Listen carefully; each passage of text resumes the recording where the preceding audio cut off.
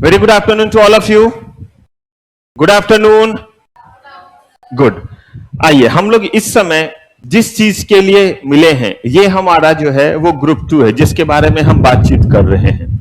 Basically इसमें हमें क्या क्या पढ़ना है, क्या क्या जानना है, ये जरा पहले कर लेते हैं कि हमारा जो है वो कोर्स के किस पोजीशन पे हम पहुंचे हुए हैं। मतलब ये है कि हमने सीएसईटी कर लिया है, कुछ बच्चे ऐसे हैं जो ग्रुप 1 दे भी चुके हैं, कुछ ऐसे हैं जो ग्रुप 1 ग्रुप 2 कुछ भी नहीं दिया है, जिन्हें अभी स्टार्ट ही करना है चीजों को। चलिए इन चीजों पे आते हैं। कुछ लोगों से पहले ही हमारा इंट्रोडक्शन है, बाकी लोग भी इंफॉर्मेशन के लिए जान लीजिए जिनके साथ आप आने वाले कुछ दिनों में, जिनके साथ लगभग 2 से 2.5 साल का सफर रहेगा। बोलेगा सर इतने साल में हम सीएस करेंगे, सीएस करेंगे? नहीं, आने वाले समय में आप ट्रेनिंग में जाएंगे, मैं आपको वहां पे भी मिलूंगा क्योंकि मैं आईसीआईसीआई के जो है आईसीएसआई के जो है वो प्लेसमेंट विंग में भी हूँ, आपके जो है वो जॉब विंग में भी हूँ, ट्रेनिंग विंग में हूँ, तो हर जगह हमारी आपकी मुलाकात होगी। इसके बाद जब आप सीएस बन जाएंगे तो मिलेंगे आपसे जब आप कंपनी के इंटरव्यू में रहेंगे, क्योंकि वहां भी बहुत सारे कंपनी में जो है वो आपके साथ जुड़ा हुआ रहूंगा। आइए, तो मैं Pankaj Kumar, I am a company secretary. 2008 यानी कि 17 ईयर हो गए, 17 साल पुराना व्यक्ति हूँ सीएस बने हुए। Chartered I have done it from CSI London, जैसे लोग इंडिया से करते वैसे मैंने लंदन से किया हुआ है। एमबीए फाइनेंस किया हुआ हूँ, इस समय कॉर्पोरेट रिस्ट्रक्चरिंग पे पीएचडी कर रहा हूँ। 12-13 बुक्स का मैं ऑथर हूँ। 13 इसलिए बोला क्योंकि 13 बुक रिलीज होने ही वाला है, 2-3 दिन में जो है उसका उद्घाटन होगा। और ये सारी जो चीजें ये आपके सीए, सीएस, सीएमए और कुछ और जो है वो पीएचडी वालों के लिए ये बुक्स है, जिसमें से आपके ईसीआईपीएल और सीएमएसएल की बुक आप जो टैक्समैन पे पढ़ेंगे मेरा ही पढ़ेंगे। यहाँ पे हालांकि आपको अलग बुक दी जाएगी, लेकिन आप ये बुक जो टैक्समैन पे भी देखेंगे। मैं आपके institute of company secretaries of India में एकेडमिक एक्सपर्ट हूँ। एकेडमिक एक्सपर्ट का मतलब होता है आपके क्वेश्चन कैसे सेट किए जाए, क्या स्टैंडर्ड रहे, कैसे कॉपी को इवैल्यूएट किया जाए, कैसे स्टडी मटेरियल ड्राफ्ट किया जाए, कोर्स कंटेंट क्या होना चाहिए, एग्जामिनेशन का क्या पैटर्न होना चाहिए, कैसे आपको इवैल्यूएट किया जाए, जब आप सीएस बनते हैं ट्रेनिंग में किन किन चीजों को शामिल किया जाए, ये काम एकेडमिक एक्सपर्ट का होता है। आपकी एनआईआरसी आईसीएसआई में विजिटिंग फैकल्टी भी हूं, गलती से उन्होंने मुझे बेस्ट फैकल्टी का अवार्ड दिया है। ये स्टूडेंट के परफॉर्मेंस और फीडबैक के बेसिस पे होता है। इस कॉमर्स वाले दुनिया में आने से पहले, सीए, सीएस, एमबीए की दुनिया में आने से पहले मैं साइंस ग्रेजुएट हूं, मैंने फिजिक्स ऑनर्स किया है। ये मैं इसीलिए आपको कन्वे कर रहा हूं क्योंकि बहुत बच्चे को लगता है कि सर हम साइंस से हैं, हम कॉमर्स से नहीं है, या हम जो है वो आर्ट्स से हैं। तो यकीन मानिए कोई फर्क नहीं पड़ता आप किस विंग से आए हैं। कॉमर्स से आए हैं तो आप और भी कमाल मचा सकते हैं, क्योंकि हम लोगों को अकाउंट और चीजों को समझने में बड़ा एफर्ट लगता था क्योंकि हमारे लिए नया हुआ करता था। लेकिन उसके बावजूद भी मुझे एक अटेम्प्ट लगा सीएस करने में, सेम टाइम पे चार्टर्ड भी कर रहा था और सब कुछ एक साथ चल रहा था। और जब मैं आपको इसी में सीएमएसएल में एक टॉपिक पढ़ाऊंगा डिपोजिटरी सिस्टम, उस दिन दिखाऊंगा कि उस समय मेरी अर्निंग क्या थी। ये बात है 2006 की, when I enrolled for CS. 2006 में इनरोलमेंट लिया था, 2008 में पूरे तरह से सीएस बन चुका था, चार्टर्ड भी बन गया था। तो बताऊंगा उस समय इन चीजों को। मैं इसीलिए इन चीजों को आपको बता रहा हूं क्योंकि मैंने साइंस ग्रेजुएशन तक पढ़ा है। ग्रेजुएशन तक का मतलब हुआ फिजिक्स ऑनर्स मेरा रहा, मैथ केमिस्ट्री सब्सिडरी पेपर रहा है। बहुत सारे बच्चे अगर सिर्फ और सिर्फ जो है वो 12th तक पढ़े रहते हैं तो उन्हें दिक्कत होने लगती है कि सर इसमें हमें दिक्कत तो नहीं होगा। तो मैं बता दूं ऑल टुगेदर कहीं किसी चीज से दिक्कत है, आप कॉमर्स से हैं, कंफर्ट जोन, अकाउंट समझने में सुविधा होगी। इसके अलावा सिर्फ और सिर्फ अभी मैं पेपर दिखलाऊंगा, एक पेपर ऐसा है जो आपके कॉमर्स से होने से आपको बेनिफिट दे सकता है और वो है अकाउंट का। और अकाउंट में भी जो है कॉर्पोरेट अकाउंटिंग। अगर आप एफएम की बात करें, फाइनेंशियल मैनेजमेंट, कोई फर्क नहीं पड़ता उसमें आप किस स्ट्रीम से, बस दिमाग चलना चाहिए और वो सारा कुछ आपका जो है वो हो सकता है। फिर इस सीएस में जो है वो जॉब अडॉप्ट करने से पहले मैं इंडियन एयरफोर्स में फ्लाइंग ऑफिसर था, जिसको कोलोकियल टर्म में आप लोग पायलट कहते हैं। पायलट नाम से कोई पोस्ट नहीं होता है, फ्लाइंग ऑफिसर उसका जो है वो नाम होता है। Bihar hydro electric power corporation में गेस्टेड ऑफिसर था। अगर आप सिविल सर्विसेज जानते हो तो बीपीएससी के थ्रू आप उन चीजों में जाते हैं। ये मैं इसीलिए आपको बता रहा हूं कि साइंस से होने के बाद मैंने ये थोड़ा बहुत काम कर लिया। आप लोग अगर कॉमर्स से हैं और धमाल मचा सकते हैं, बशर्ते पढ़ते वक्त पढ़ने वाला चीज करना पड़ेगा। यानी कि सबसे बड़ा दुश्मन आपका इस समय मोबाइल है। मेरे क्लास में अलाउड ही नहीं है, मोबाइल साइलेंट करके बैग के भीतर रखिएगा। जिनके भी पास है, पुराने बच्चे को ऑलरेडी पता है, नए बच्चे बैग के भीतर रख लीजिए, डेस्क में नहीं रखना है। साइलेंट करके बैग के भीतर रख दीजिए, उसे डेस्क पे मत रखिए, जेब में भी मत रखिए। अगर आप 2-3 एस्पेक्ट को मानते हैं तो मैं आपको बता दूं, आप जिस कोर्स को करने जा रहे हैं ये ब्रह्मांड का सबसे आसान में से एक कोर्स है, ब्रह्मांड का सबसे आसान में से एक कोर्स है। इसका मतलब है कि कहीं इसमें कोई जो है वो एक्स्ट्रा ऑर्डिनरी एफर्ट की जरूरत नहीं है।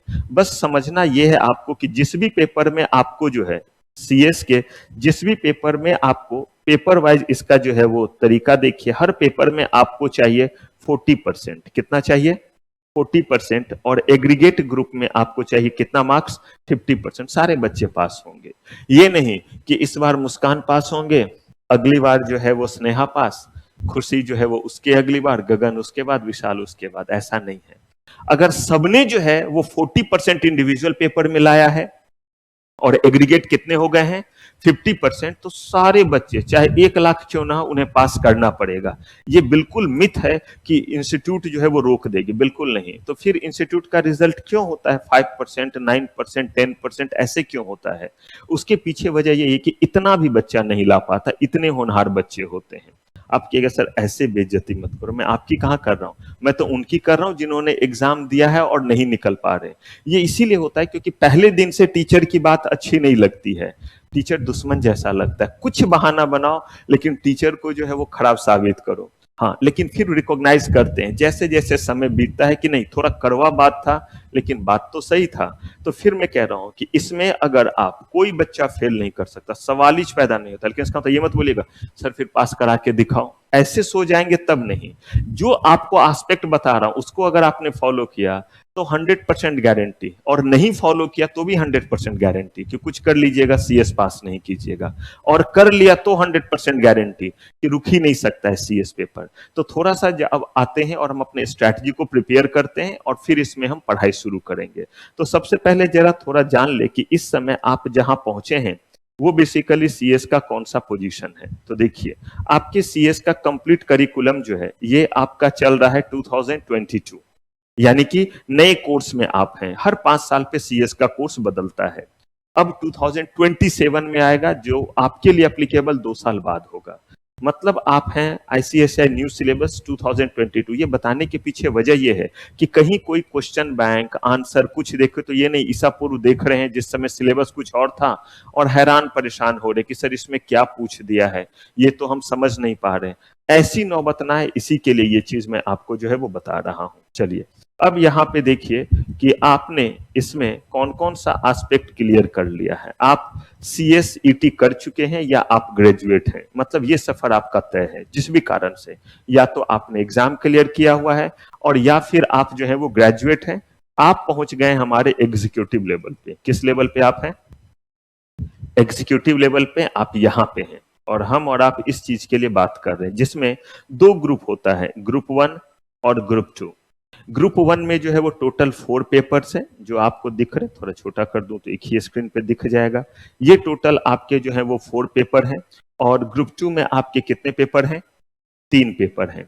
टोटल 7 पेपर हैं। इंस्टीट्यूट ने कहीं कुछ नहीं बोला है कि आप कौन सा ग्रुप पहले दें और कौन सा ग्रुप बाद में दें, कहीं कोई रिस्ट्रिक्शन नहीं है। आप जो ग्रुप पहले देना चाहे दे सकते हैं। हाँ, एग्जाम आप टुकड़े टुकड़े में नहीं दे सकते। ये नहीं कि 1 पेपर 2 पेपर 3 पेपर, ऐसे नहीं, पूरा ग्रुप देना पड़ेगा। अगर आप ग्रुप 1 देंगे पूरे 4 पेपर, ग्रुप 2 देंगे पूरे 3 पेपर। ये नहीं कि ये दे देते हैं इस बार अगली बार ये दे देंगे, ऐसे कर करके, ये अलाउड नहीं है।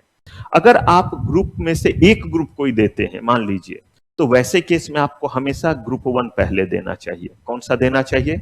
ग्रुप 1। रीजन ये है कि ग्रुप 1 में बहुत सारी ऐसे चीजें जिसका हमें यूज करना पड़ता है किसमें? ग्रुप 2 में, यानी कि एक दूसरे से रिलेशन है। अगर एक ग्रुप देते हैं तो, अगर आप जो है वो कहते हैं नहीं मैंने कसम खाया है पहले मुझे ग्रुप 2 भी देना है, आपका चॉइस है। बस आपको एफर्ट थोड़ा लगेगा। कुछ जगहों पे जब हम बात करेंगे तो आपको कहेंगे कि इन चीजों को हम लोग इस सब्जेक्ट में डिटेल में पढ़ेंगे। यही अगर आप दोनों दे रहे होते हैं तो that is the best composition. उसमें क्या होता है कि ये आपको नहीं रहना रहता है कि ये जब पहुंचेंगे ना तो जानेंगे। फटाक से जैसे ही उस दिन पहुंचते हैं तो उसको हम लोग कॉरिलेट करते हैं। बताइए जरा, हम लोग इसको फेमा में पढ़ रहे थे, हाँ सर, अब देखिए यहाँ पे भी एफडीआई है और देखिए फेमा में भी, हाँ हाँ, तो उसको थोड़ा कॉरिलेट करने में क्या होता है आपको कंफर्ट जोन रहता है। तो अगर आप दोनों ग्रुप साथ में देते हैं तो क्या बेनिफिट है? दोनों ग्रुप अगर साथ में देते हैं तो आपका रिजल्ट एग्रीगेट होगा। जैसे अगर आप ग्रुप 1 देते हैं तो आपको कितने मार्क्स लाने होंगे? 200। रीजन, हर एक पेपर 100 मार्क्स का है। कितने मार्क्स का? 100 मार्क्स का जो है वो पेपर है, और इस 100 मार्क्स के पेपर में 50% एग्रीगेट लाना है। तो 400 का 50% मुझे लगता है 200 ही होगा। हाँ जी पिंकी, या कम ज्यादा? 200 ही होगा, ठीक है।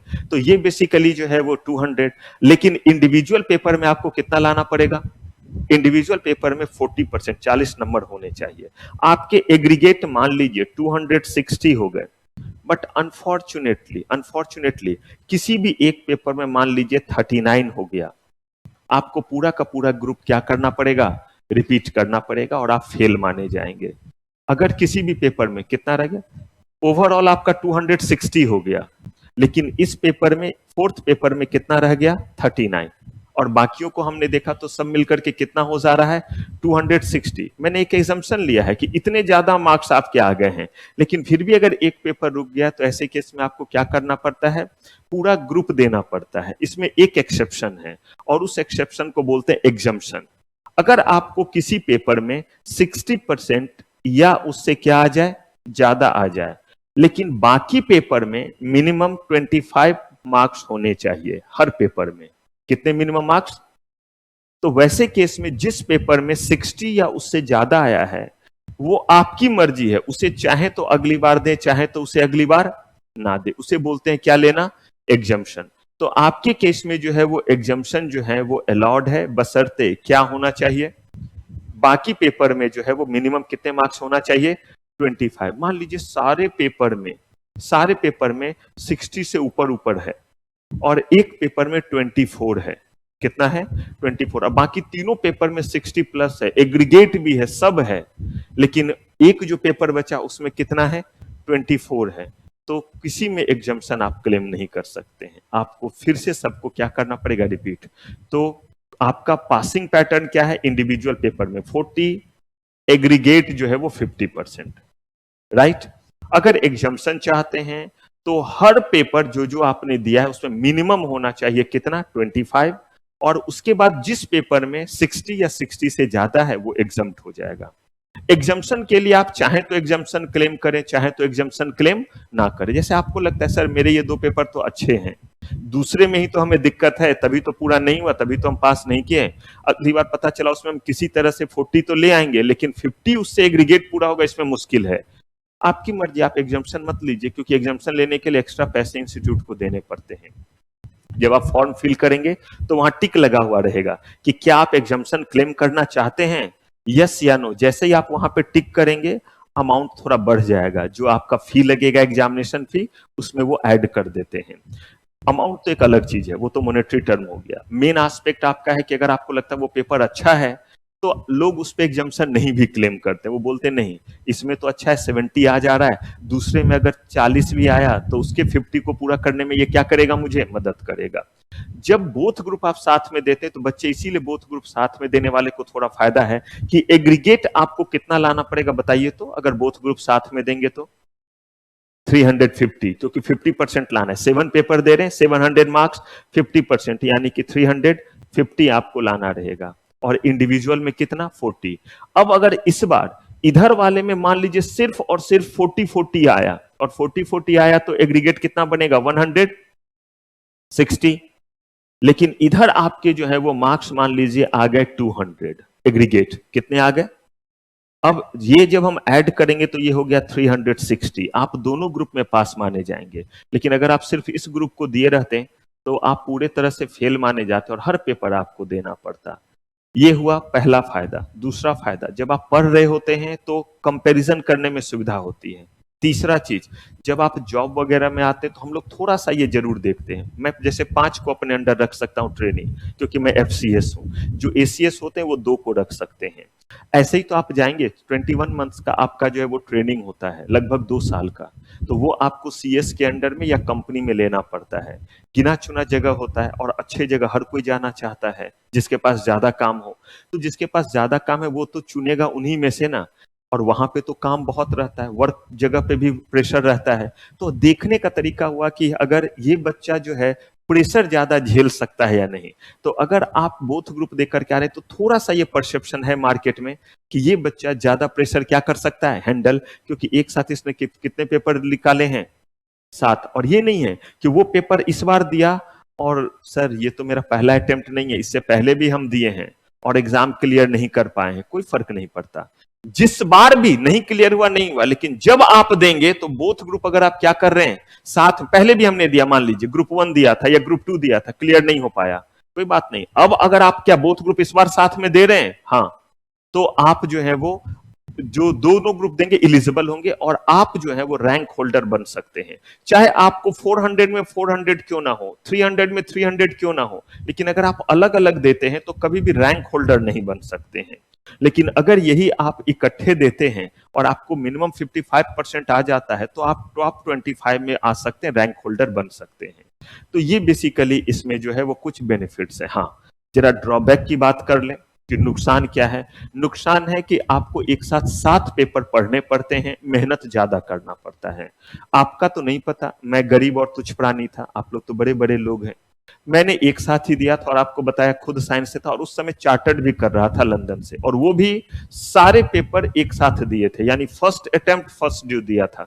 2 ही बार सीएस का पेपर दिया है, एक बार एग्जीक्यूटिव एक बार प्रोफेशनल, काम खत्म। और साथ में ट्रेनिंग भी चल रही थी। तो फिर मैं बोलूंगा मैं गरीब और तुच्छ प्राणी, आप बड़े लोग हैं। आजकल तो ये जिंदगी ना मिलेगी दोबारा, जो है यहाँ जी भर जियो। बहुत ध्यान रखना पड़ता है, इतना टेंशन क्या लेना, टेंशन नहीं लेना रहता। कोर्स इस तरह से बना हुआ है, ऐसा है एक बुक है और जो बुक आपको दूंगा उससे बाहर कुछ नहीं पूछेगा, और उस बुक को भी जब आप रिवाइज करेंगे तो 250 या 300 पेज की बुक जो है वो बदल करके 100 पेज में हो जाता है, और उतना बस आपको ध्यान रखना है। लेकिन फिर आप सोच लीजिए कि बच्चे इतने होनहार कि उसमें भी क्या करने लगते हैं, कैंची चलाने लगते हैं कि सर इससे भी कम कुछ हो सकता है। तो वो नहीं, अगर आप जो है वो सिर्फ उस चीज को फॉलो कर लेते हैं, राइटिंग प्रैक्टिस अच्छे से कर लेते हैं, तो कहीं कोई दिक्कत नहीं।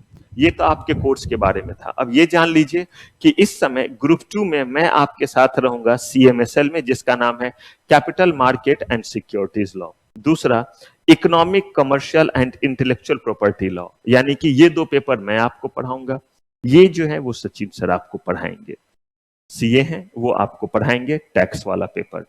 इसके अलावा ग्रुप 1 में जो है आप मुझसे पढ़ेंगे जीआईजीएल, मैं आपको पढ़ाऊंगा, और एसबीआईएलएल ये मैं आपको पढ़ाऊंगा। यानी कि सीएस में 70% या उससे ज्यादा चीज मैं पढ़ाऊंगा, प्लस बाकी सारे सब्जेक्ट भी आप किस तरह से कर रहे हैं ये सुपरविजन मेरे पास रहता है। कहीं पे भी किसी तरह का कोई दिक्कत सीएस से रिलेटेड रहेगा, हमारे पास अलग अलग टीम बने हुए, टेक्निकल टीम के लिए भी है, एडमिन भी है। लेकिन उसके बाद भी अगर कहीं पे आपका इशू रिजॉल्व नहीं होता है, रीजनेबल टाइम, एक दिन आपने बोला, एक दिन और फॉलो कर लीजिए। आपको लगता है नहीं रिजॉल्व नहीं हुआ, तब आप मेरे पास आ सकते हैं। एकेडमिक के लिए तो हूं ही, इसके अलावा भी कोई चीज सीएस से रिलेटेड रहे, आपका बुक नहीं मिला है, पेमेंट वगैरह क्लियर है, कोई भी ऐसा इशू रहे, तो आप मुझ तक पहुंच सकते हैं सीएस में। सीएस में मैं आपके लिए लास्ट पॉइंट ऑफ कांटेक्ट रहूंगा। अगर किसी भी तरह का आपको जो है वो कोई इशू होता है तो किसी और सब्जेक्ट में भी, मेरे सब्जेक्ट में भी आप मुझसे मिल सकते हैं। किसी और सब्जेक्ट का रहा तो भी, बुक का या कोई और चीज, बार बार के बाद ऐप नहीं चल रहा है, ऐप में कोई इशू आ रहा है, लोग बात नहीं सुन रहे हैं, आप मिल सकते हैं। चलिए, इन चीजों के बाद अब जरा हम लोग आते हैं और अपनी स्ट्रैटेजी बनाते हैं कि आखिर हम पढ़ेंगे कैसे। तो सबसे पहले इस समय जिस चीज पे हम आ रहे हैं वो हमारा जो सब्जेक्ट है, हम इस समय ईसीपीएल की बात कर रहे हैं, यानी कि economic, commercial and intellectual property law के बारे में बात कर रहे हैं। यानी इस समय हम ग्रुप 2 की बात कर रहे हैं। ब्रेक के यानी कि सेकेंड हाफ में हम ग्रुप 1 के बारे में बात करेंगे। तो इस समय आपके सब्जेक्ट का नाम जो है वो क्या है, economic, commercial and intellectual property law. दूसरा जो मैं सब्जेक्ट पढ़ाऊंगा ग्रुप 2 में उसका नाम क्या है, सीएमएसएल, पूरा नाम है capital market and securities law. करेंगे बात जब वहां पहुंचेंगे वो भी डिटेल में। मैं ये मान करके चल रहा हूं, चलूं ये मान करके कि इस सब्जेक्ट के बारे में आपको कोई जानकारी नहीं है, ये मानूं या ये मानूं कि आपको पहले से बहुत जानकारी है? सोच रहे हैं, क्या नाम है आपका? आयुष, सोच रहे हैं क्या बोलूं? एकदम खुल के बोलिए, ये मानूं कि इस बारे में कोई जानकारी नहीं है? हम जीरो से स्टार्ट करते हैं, ज्यादा आसान रहेगा। ये जो आपका पेपर है जिसका आप नाम देख रहे economic, commercial and intellectual property law, ये आपका 2 पार्ट में बटा हुआ है। पूरा का पूरा पेपर आपका जो है वो 100 मार्क्स का है, जो कितने पार्ट में बटा हुआ है? 2 पार्ट में बटा हुआ है। एग्जाम आपके 3 घंटे के होते हैं और पेपर आपका 100% जो है वो डिस्क्रिप्टिव है, जिसको सब्जेक्टिव बोलते हैं। ये जो लिखा हुआ 20% ये ऑब्जेक्टिव नहीं है बच्चे, ये है case based objective type question, दोनों में अंतर होता है। ऑब्जेक्टिव का मतलब आप MCQ, fill in the blanks होता है। यहां जो हम लिख रहे हैं वो केस बेस्ड ऑब्जेक्टिव क्वेश्चन का मतलब है कि हम आपसे कम से कम 20 मार्क्स का केस लॉ पे क्वेश्चन पूछेंगे। केस लॉ का मतलब होता है जब मैं आपको पढ़ाऊंगा तो कॉन्सेप्ट बताऊंगा और उसी में क्या करेंगे, वो सिचुएशन वो क्रिएट कर देंगे। और वो सिचुएशन क्या क्रिएट कर देंगे, अगर ऐसा होगा, ऐसा होगा, ऐसा होगा, तो बताइए इस सिचुएशन में क्या होगा। This is called what? Case based objective question. क्यों बोला गया केस बेस्ड ऑब्जेक्टिव क्वेश्चन? क्योंकि उसमें आंसर एक होगा, उसमें आंसर में डेविएशन नहीं हो सकता। डेविएशन मींस राइटिंग में नहीं, डेविएशन आंसर में। जैसे जब आप नॉर्मल किसी चीज को लिखते हैं, डिस्क्राइब करना, कमेंट करना, तो सबका थोड़ा अलग अलग अप्रोच हो सकता है, जिसमें हो सकता है कि कंटेंट में डिफरेंस थोड़ा आ जाए। लेकिन जब हम ये पूछते हैं कि बताइए इस सिचुएशन में इसे रिलीफ मिलेगा या नहीं, तो या तो जवाब होगा मिलेगा या तो जवाब होगा नहीं मिलेगा। तो ऐसा क्वेश्चन है, इसीलिए इसको क्या बोलते हैं? ऑब्जेक्टिव। ऑब्जेक्टिव का मतलब होता है जिसका आंसर सबका सेम होगा, उसे क्या बोलते हैं? ऑब्जेक्टिव। लेकिन ये रहेगा किस फॉर्म में? डिस्क्रिप्टिव फॉर्म में ही रहेगा।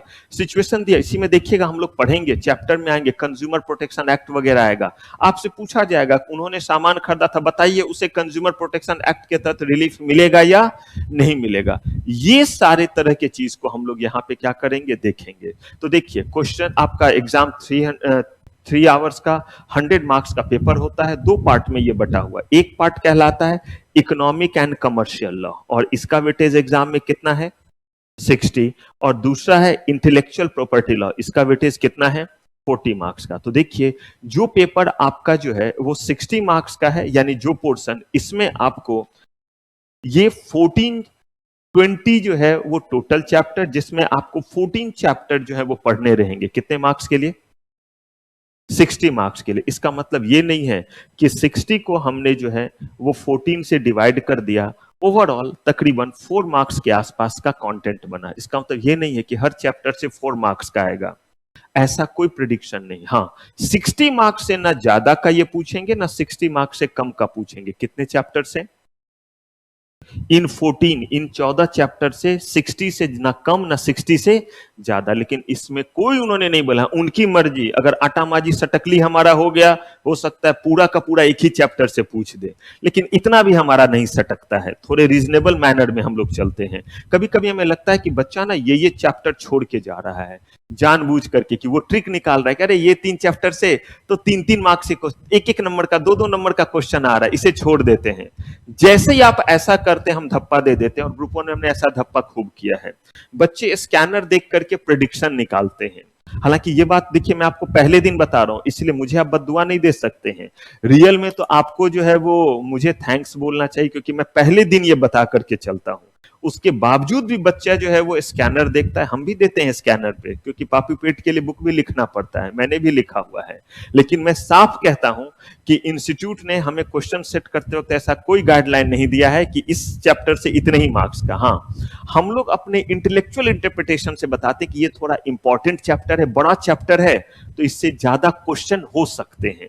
लेकिन इसका मतलब ये नहीं है कि कोई भी चैप्टर हम छोड़ेंगे। हर चैप्टर में जितना सिलेबस दिया हुआ है, जितना, उसका एक लाइन भी नहीं छोड़ना है। क्या पता हम सब कुछ पढ़े हैं, एक टॉपिक उसका नहीं पढ़े। अरे भैया 5 नंबर का क्वेश्चन पूछना था, उसी टॉपिक से पूछ दिया, बताइए क्या फायदा हुआ पूरे चैप्टर को पढ़ करके, अगर हमने वो टॉपिक नहीं पढ़ा। इसीलिए हमें कोई जो है वो दिमाग इसमें नहीं लगाना है। कटिंग करने में दिमाग लगाना है, पढ़ने में, कटिंग करने में नहीं लगाना है। हो सकता है उस चैप्टर से केस लॉ पूछ दिया और आपने उस चैप्टर को बहुत हल्के में लिया, आपने ऐसे पढ़ा है कि उस चैप्टर से ना रट्टा मार लिया है।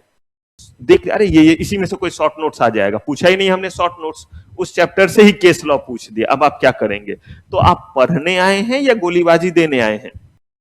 बोलिए, आवाज तो निकालिए। पढ़ने आए हैं, तो पढ़ने आए हैं तो हम पढ़ने के तरीके ढूंढे या बचने के तरीके? पढ़ने का। तो यहां पे आपको 14 चैप्टर, कौन सा चैप्टर कौन सा बाद में, ये मेरे ऊपर छोड़ दीजिएगा। जिसका एक दूसरे से रिलेशन रहेगा वो मैं ऑर्डर मेंटेन करूंगा। आइए अब जरा आते हैं इसके पार्ट 2 पे। और ये जो पार्ट 2 है इसमें देखिए कितने कितने चैप्टर दिख रहे हैं।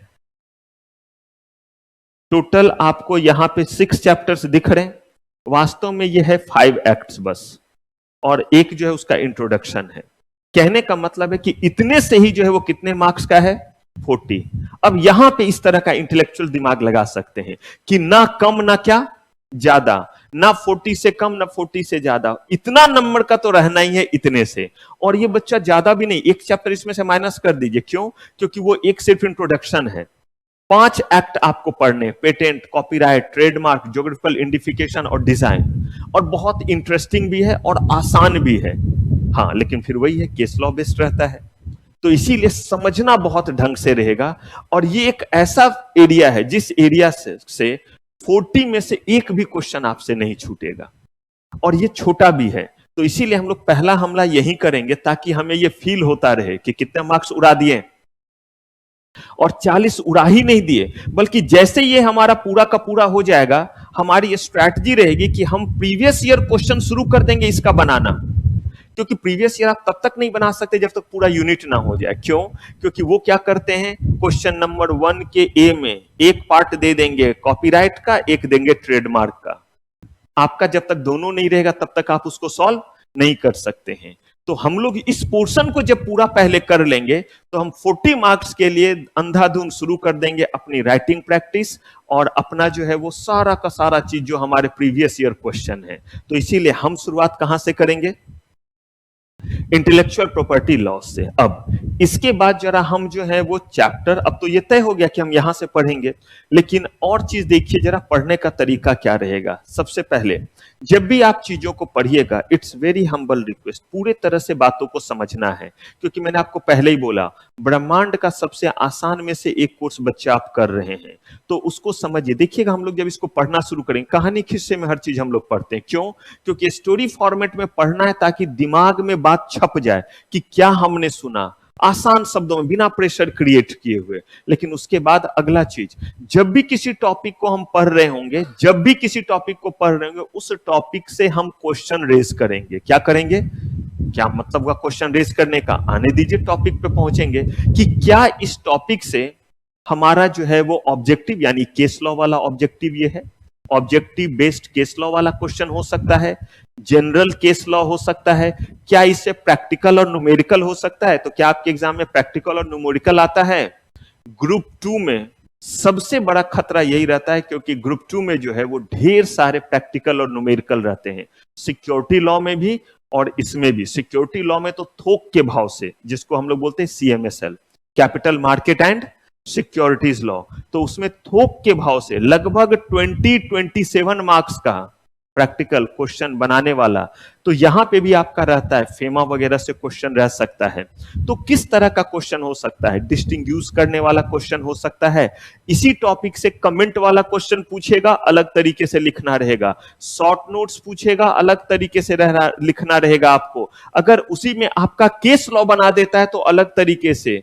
तो एक ही चीज को अलग अलग तरीके से रिप्रेजेंट करना पड़ेगा। याद रखिएगा, फिर कहूंगा, हम जो है वो कंटेंट वही रहेगा, रिप्रेजेंट करने का तरीका क्या हो जाएगा, बदल जाएगा। और वो दिखाऊंगा भी, जैसे ही कुछ पढ़ाना शुरू करूंगा तो बताऊंगा कि ऐसे पूछा गया तो देखिए इसी बात को कैसे लिख रहे हैं, और ऐसे पूछा गया तो कैसे लिख रहे हैं, कमेंट पूछा गया तो कैसे लिख रहे हैं। क्योंकि अगर आपने उस तरीके से आंसर नहीं दिया, मार्क्स की ऐसी की तैसी कर देते हैं। यानी कि सेम कंटेंट लिखा है लेकिन जो है भिखारियों जैसे मार्क्स मिलते हैं या नहीं मिलता है। अभी कॉपी भी दिखलाऊंगा, आप देखेंगे, ये बिल्कुल सेम कॉन्सेप्ट है। खाना बना हुआ है, चावल, दाल, सब्जी, रोटी। आप खाने के लिए बैठे, एक ही थाली लिया, उसी में जो है वो चावल लिया, उस पर दाल रख दिया, सब्जी बगल में, रोटी लिया, टीवी के सामने बैठ गए और ऐसे ऐसे खाना शुरू कर दिया। लेकिन सोचिए, इतने ही खाने को हमें सर्व करना है, और किसको सर्व करना रहेगा? कोई गेस्ट आए हैं, तो क्या बोलेंगे? एक ही थाली में सब कुछ लेंगे, बोलेंगे ले ठूस ले मर जा? नहीं। अब उसको क्या करेंगे? एक थाली लिया, 2 कटोरे लिए, एक में दाल डाला, एक में सब्जी, खाना वही बना हुआ है, थाली में जो है वो रोटी और चावल दिया और तरीके से सर्व किया, या डाइनिंग टेबल पे या नीचे आसन, जैसे करके आप करें। इस तरीके से देंगे। सब अच्छा बना हुआ है लेकिन आपने एक ही में सब जो है वो गीज गाज करके दे दिया, क्रिटिसिज्म होगा। जबकि टेस्ट में कोई गड़बड़ी नहीं, बहुत बढ़िया सब्जी था आपका, दाल भी बहुत टेस्टी आपने बनाया था, लेकिन सामने वाला सबसे पहले बोले कोई तरीका ही नहीं, जानवरों की तरह ये सर्व करते हैं। अब मुझे बताइए, सारे किए धरे पे पानी फिर गया, इतना अच्छा खाना बनाया था लेकिन सुनने को तो खराब चीज ही मिला, जबकि खाने के टेस्ट में कोई दिक्कत है नहीं। तो बिल्कुल वैसे ही यहां पे है, हम हर तरह के क्वेश्चन को हर टॉपिक से ही पहले ही रेज कर लेंगे। यही काम आपका रहेगा कि सर इसमें कमेंट बेस्ड हो सकता है, हाँ चलिए देखते हैं कमेंट बेस्ड कैसे हो सकता है। जब आप इस तरह से वर्क करेंगे तो एग्जाम से डर नहीं लगेगा। अगला चीज है writing skill development and assessment. ये सबसे खतरनाक एस्पेक्ट है, क्योंकि जो भी आपको आता है उसकी उल्टी करना है एग्जाम में। कितने बच्चों को बहुत कुछ आता रहता है, और बच्चे ये बात बहुत ध्यान से सुनिएगा और इसको जरूर फॉलो कीजिएगा। नहीं तो फॉलो तो सब इसको करते हैं, लेकिन एक अटेम्प्ट के बाद तो वो भक्त बन जाते हैं, जब उन्हें लगता है कि इसी चीज के कारण गड़बड़ी हुआ, वरना हमें आता तो हर चीज था। तो ये चीज देखिए, पहले दिन ये बात कर रहा हूं, ऐसा नहीं कि सिर्फ आप ही के बैच में ये पहले दिन कर रहा हूं, हर जगह ये पहले दिन बोलता हूं, ताकि एक भी दिन हमारा वेस्ट ना हो, पहले दिन से हम इसी अकॉर्डिंग काम करें।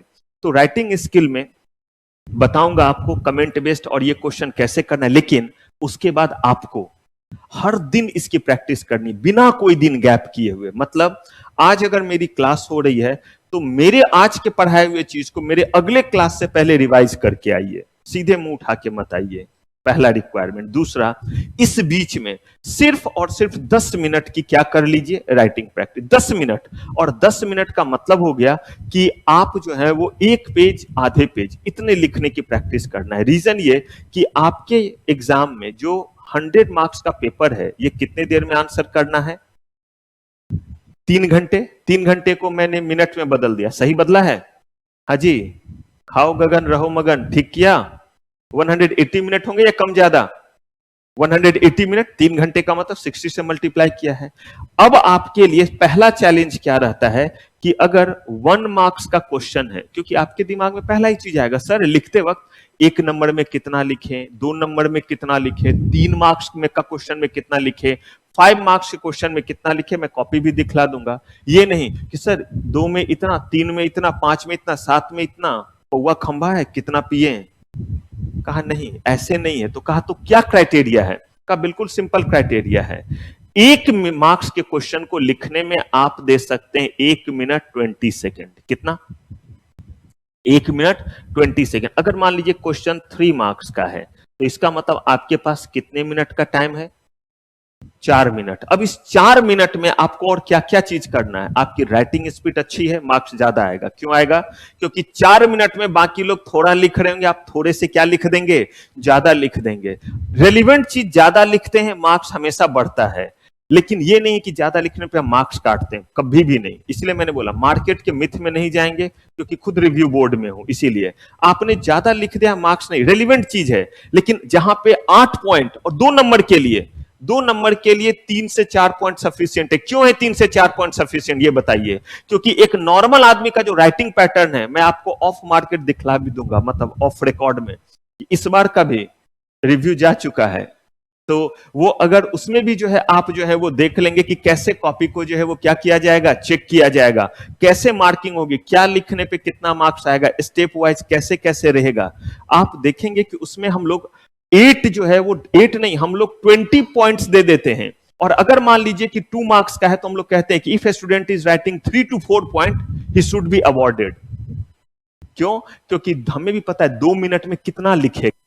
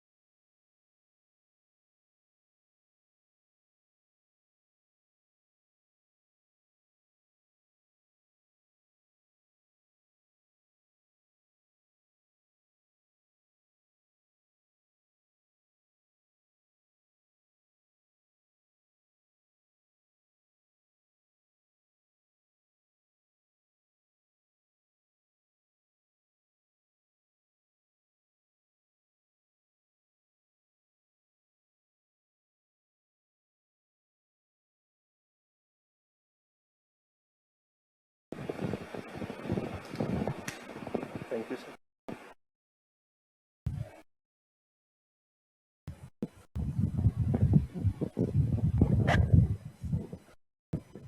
बाकी तो हमारे धुरंधर पहले से हैं।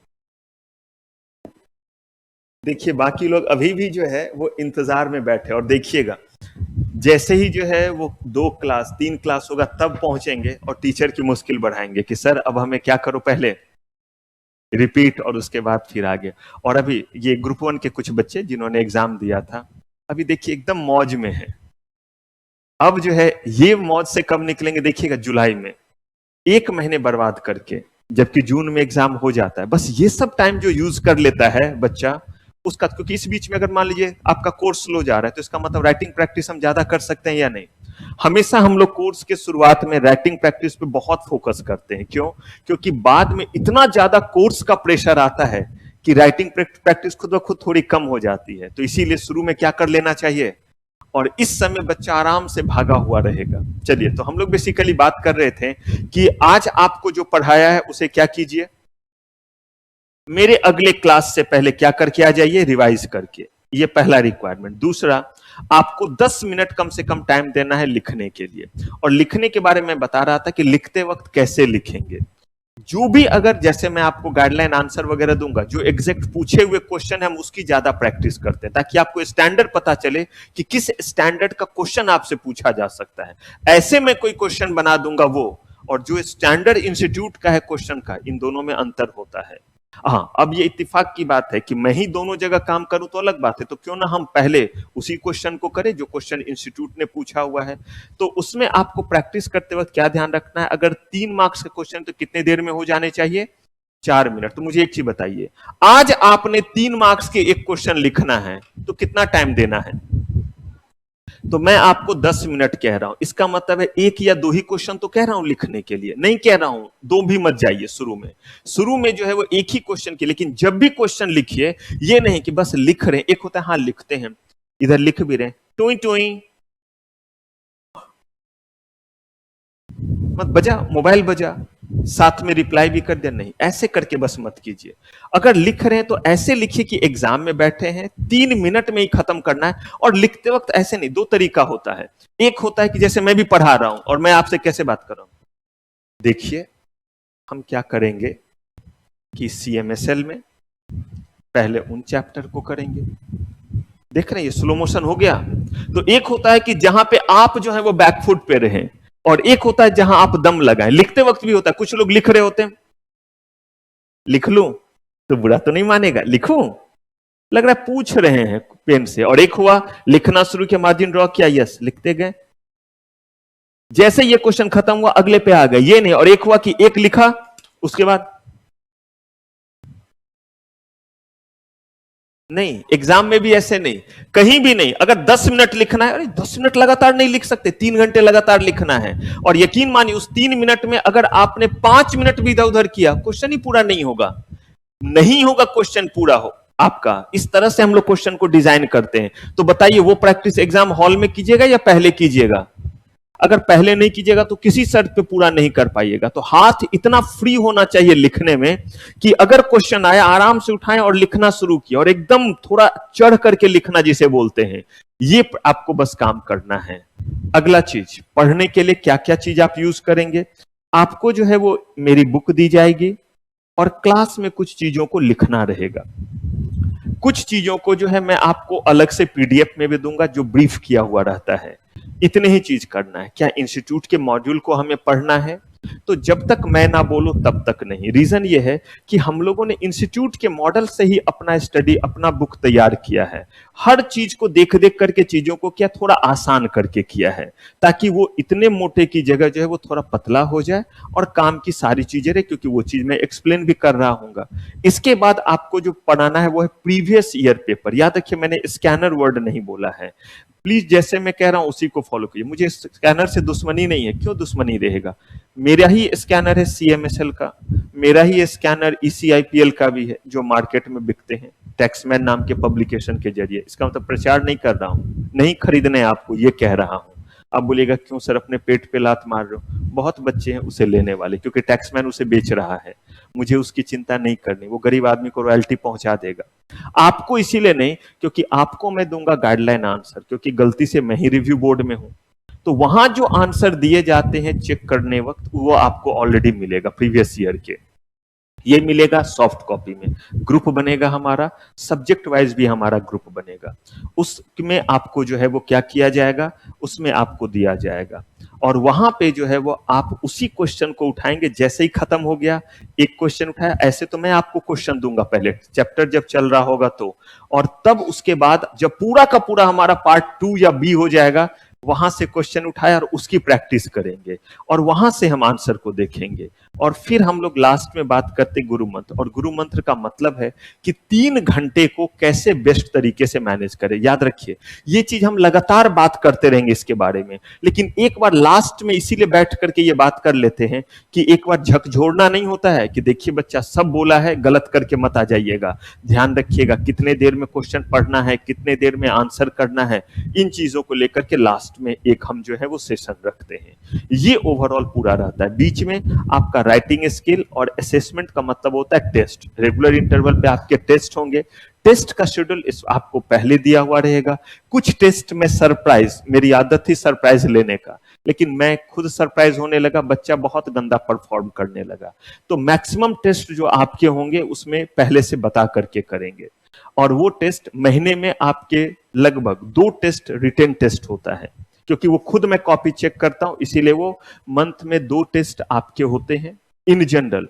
बीच में भी हो सकता है, उसके अलावा भी हो सकता है, कभी कभी जो है किसी टॉपिक को करते वक्त भी हम कर सकते हैं। वो आपको रहेगा कि भाई इन चीजों की तैयारी कीजिएगा, हम कभी भी इस चीज का क्या कर सकते हैं, टेस्ट एक क्वेश्चन का कर सकते हैं। और राइटिंग प्रैक्टिस लगातार क्लास में चलती रहेगी, लेकिन राइटिंग प्रैक्टिस तब जब थोड़ा सा हम स्टफ को क्या कर लेंगे, पढ़ लेंगे। जैसे आज ही कुछ स्टफ को पढ़ेंगे, उस पर हम प्रैक्टिस शुरू कर देंगे, उस तरह के क्वेश्चन का, कमेंट का डिस्टिंग्विश वाला चीज आएगा, वहां पे उसकी हम प्रैक्टिस करेंगे। ये हमारा स्ट्रैटेजी रहेगा। आपके 2 कॉपी होंगे, एक जो है वो क्लास वर्क की कॉपी होगी, और एक आपकी कौन सी कॉपी होगी, होमवर्क की कॉपी होगी। याद रखिए, नहीं फॉलो कीजिएगा आप बाद में पछताइएगा, काइंडली फॉलो कीजिए। घर में एक कॉपी रखिए और उसमें डेट डाल करके रिवाइज कीजिए। जो भी, जैसे मैं अभी पढ़ाऊंगा आपको, पढ़ाते वक्त जो भी पढ़ा कुछ तो लिखेंगे घर में, ये नहीं बोल रहा हूं क्वेश्चन आंसर नहीं, पढ़ते वक्त जैसे मान लीजिए मैंने पेटेंट बोला, पेटेंट में क्या क्या होता है, तो इन्वेंटिव स्टेप्स होता है, इन्वेंटिव स्टेप्स, और क्या होता है, इंडस्ट्रियल एप्लीकेशन होता है, इंडस्ट्रियल एप्लीकेशन, ऐसे ही लिखें। ऐसे भी लिखिए तो उसी कॉपी में लिखिए डेट डाल करके, ताकि आपको पता चले कि हमने आज चीजों को क्या किया है, रिवाइज। और रिवाइज करने का फिर तरीका भी बताऊंगा, जैसे ही कोई चीज पढ़ा दूंगा बताऊंगा कि उसको रिवाइज किस तरीके से करेंगे। और लिखने वाला काम उसी में डेट डाल करके लिखना है, ताकि खुद आप अपने गिरेबान में झांक सके कि सर ने इतना भौंका था और हमने उसको कितना इंप्लीमेंट किया। हम कितने दिनों से तो लिख ही नहीं रहे हैं, आज बुआ की शादी, आज उसकी शादी, आज मौसी, आज मामा, चाचा, सबके शादियों में जा रहे हैं, और ऐसा काम कर रहे हैं कि अपनी ही शादी नहीं होगी। क्यों? पढ़ेंगे, कुछ बनेंगे तब ना अपनी शादी होगी। तो बेगानी शादी में अब्दुल्ला दीवाना नहीं होना है। इसीलिए उस कॉपी से आपको पता चलेगा कि हम कितना रिवाइज कर रहे हैं। ये हमारा ओवरऑल क्या रहेगा, स्ट्रैटेजी। आप जब चीजों को पढ़ेंगे तो आप मुझसे चीजों को पूछ सकते हैं। पूछने के लिए जब हम लोग क्लास में आते हैं तो सबसे पहले हमेशा हम लोग पिछला रिवाइज करते हैं। क्या करते हैं? आप रिवाइज करके आइएगा, मेरे साथ भी रिवीजन होगी, पूछना रिवीजन दोनों हो जाता है, तब आपको मौका मिलेगा कि आप पहले पूछ लीजिए। डॉट को हम लोग कभी भी आगे लेके नहीं जाते हैं, पहले आपका डॉट तब आगे। ये नहीं कि एक डॉट सेशन होगा उसमें सिर्फ पूछते रहिएगा, बिल्कुल ही नहीं। जब भी आपको प्रॉब्लम है, मैं क्लास में आऊंगा पहले पूछूंगा कि पिछला क्लास का कोई दिक्कत, ये एक चीज। दूसरा, आप क्लास के बाद मुझसे कुछ पूछना चाहें, क्लास के बाद पूछ सकते हैं। तीसरा, आप मुझसे कॉल करके पूछना चाहें तो मुझसे जो है इस नंबर पे कॉल करके, आपका ग्रुप बन जाएगा, जब अभी आपका सब कुछ हो जाएगा ग्रुप बनेगा, इस नंबर पे आप मुझे 8:45 PM से लेकर के 9:15 PM के बीच में, रात में 9:15 से 9:15, क्योंकि इससे पहले मैं क्लास में ही रहता हूं। गरीब आदमी, पापी पेट के लिए देखिएगा भी, आपकी रहेगी, सीए वालों की रहेगी, लगातार क्लास रहेगा, यहीं पे दिखूंगा 7:30-8 बजे तक। तो 8:45 से 9:15 के बीच में कॉल करने के लिए कोई अपॉइंटमेंट की जरूरत नहीं है, डायरेक्ट कॉल कर सकते हैं। अगर कॉल पिक नहीं हुआ, अपना नाम और सेंटर के साथ कौन सा कोर्स है ये जरूर बता दीजिएगा, क्योंकि दोनों तरह के बच्चे होते हैं, अलग अलग सेंटर पे जाते हैं। तो बस इतना बता दीजिएगा, अपना लिख दिया आईजीपी जनकपुरी जो भी रहा, और सीएस और अपना नाम लिख दिया। सर मुझे ये पूछना था, आपको खुद में कॉल करके ये, अगर आपको लगे कि आप किसी चीज को पिक्चर में भेज सकते हैं तो कोई भी चीज जब पूछिए तो हमेशा उसका भेजिए पूरा का पूरा पेज कि कहाँ ये है, मार्क कर दीजिए और तब अपना क्वेश्चन लिख दीजिए। आपको लगता है सर वॉइस नोट्स में पूछना है, तो वॉइस नोट्स में पहले चीज को भेजिए, कौन सा चीज बोल रहे तब बोल करके पूछ लीजिए। अगर वो लिख करके बताने वाला होगा लिख के बताऊंगा, नहीं तो मैं वॉइस नोट्स में आंसर कर दूंगा। डायरेक्टली लाइन पे रह करके पूछना है तो वैसे करके सारे चीज, आमने सामने पूछना है तो क्लास में पूछिए, ये सारे मीन्स अवेलेबल है। क्लियर है? अब हम लोग शुरू करते हैं अपने चीजों को पढ़ना। हम जो है वो इस समय इसी आईपीएल पढ़ रहे हैं, और इसी आईपीएल में जिस चैप्टर को हम लोग बेसिकली स्टार्ट कर, जिस सेगमेंट को स्टार्ट कर रहे हैं उस सेगमेंट पे हम जाते हैं। लेकिन उस सेगमेंट से पहले जरा सा बस आप एक बार ये छोटा सा एक आध कॉपी देख लीजिए, क्योंकि बीच में भी इसके बारे में हम बात करेंगे, ताकि आपको ये पता रहे कि जो मैंने बोला है कि राइटिंग इंपॉर्टेंट चीज है, और ये नहीं कि कुछ भी लिख दिया तो आपको क्या हो जाएंगे, मार्क्स आ जाएंगे। अलग अलग तरीका रहता है। जैसे देखिए इसी बच्चे को कितने मार्क्स आए हुए हैं, कितने मार्क्स हैं, 31 है। लेकिन यहां पे ही इसी बच्चे को 31 के बाद कुछ एक्स्ट्रा मार्क्स मिला हुआ है। अब ये किस बेसिस पे, इसको फिलहाल अभी इग्नोर कीजिए।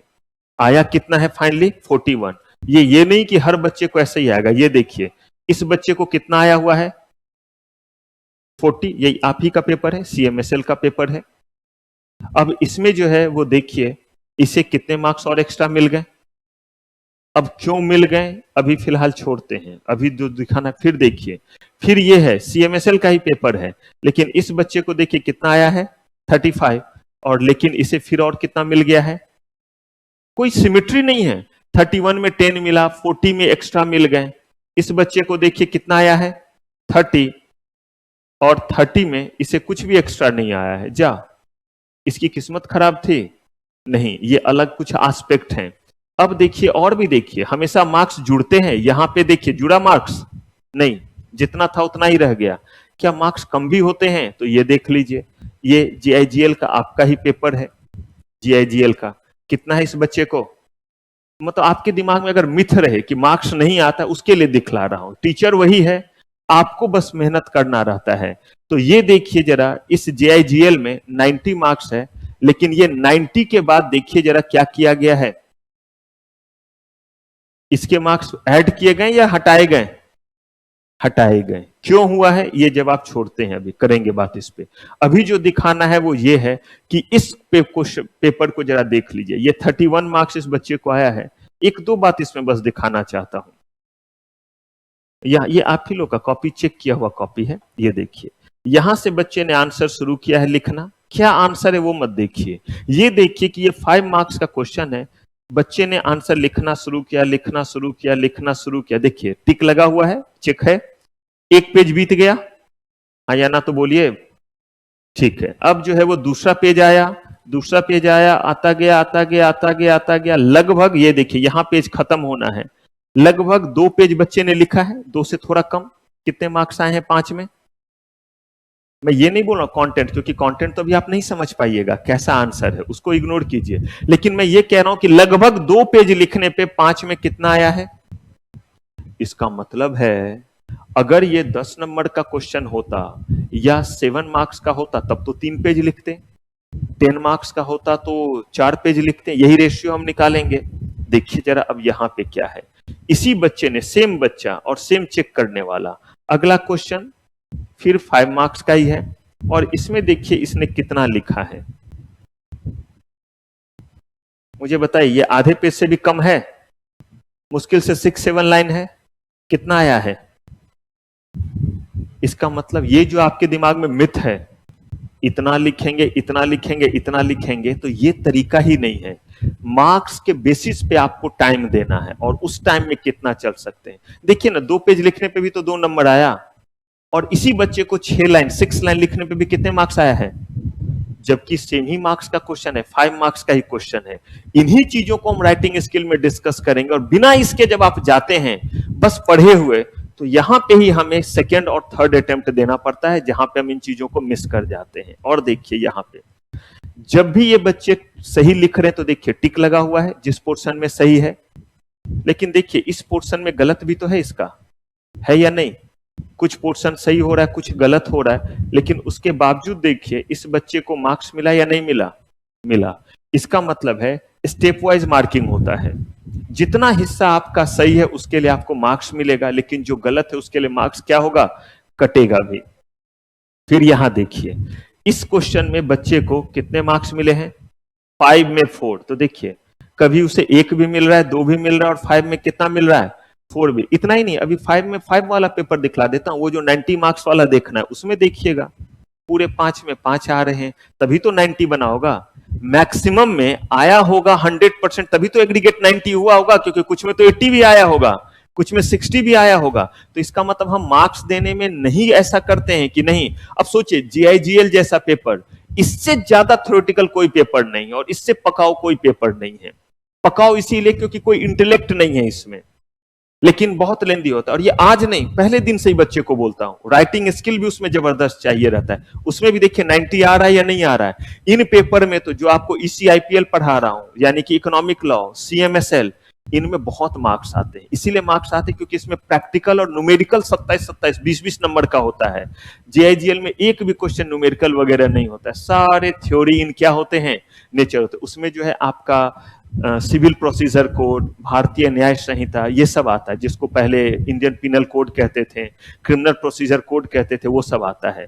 इसमें देखिए एक और चीज दिखा रहा हूं जो यहां पे इस बच्चे का देखिए ये पूरा गलत है, क्रॉस मार दिया, लेकिन उसके बावजूद भी देखिए सब गलत है इसका, यहां तक सिर्फ इतना पोर्शन सही है, तब भी मार्क्स दिया या नहीं दिया? पूरा पेज वो गलत था, काट दिया, बस इतना पोर्शन सही था, तो बताइए इतने के लिए मार्क्स मिला है या नहीं? इसलिए इन बातों का ध्यान रखना है। एग्जाम में भी हिम्मत के साथ जो पोर्शन आता है सही सही लिखेंगे, मामू बनाने की कोशिश नहीं, क्योंकि ये नहीं सोचेंगे कि रिटेन वाला है, कुछ भी लिख देंगे तो क्या हो जाएगा? मार्क्स आ जाएगा। आप देखिए कुछ भी लिखने से मार्क्स नहीं आता है।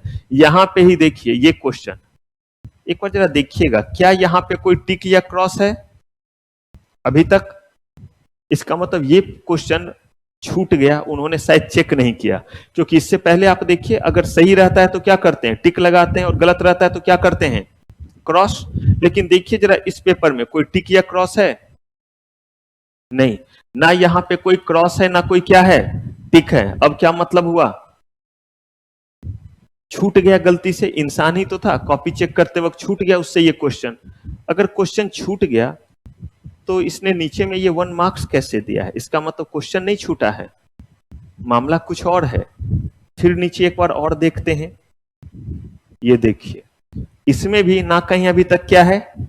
टिक है, ना कहीं क्या है? क्रॉस है, लेकिन फिर भी इसमें कितने मार्क्स हैं? अब ये क्या मसला है भैया? तो ये पता तब चलेगा जब थोड़ा और नीचे आते हैं। अरे शुरू हो गया, क्या लगना? क्रॉस और टिक। तो क्या उसके भीतर जॉनी लीवर की आत्मा आ गई, जिसमें भूला, एक मूवी था उसमें कभी वो भूल जाता था, कभी उसे चीज याद आती थी। कहा नहीं, जॉनी लीवर की आत्मा नहीं, और ये भूला वाली बात नहीं है, इसके पीछे कोई लॉजिक है। बताइए तो देखें, वो लॉजिक किसी को याद है? बताइए क्या हो सकता है? और उसका राज आपका इसी जगह छुपा हुआ है, जिस जगह हमने जो है वो क्या किया था, जिस जगह हमने स्ट्रैटेजी के बारे में बात की थी, यहां पे वो राज छूटा हुआ है। किसके?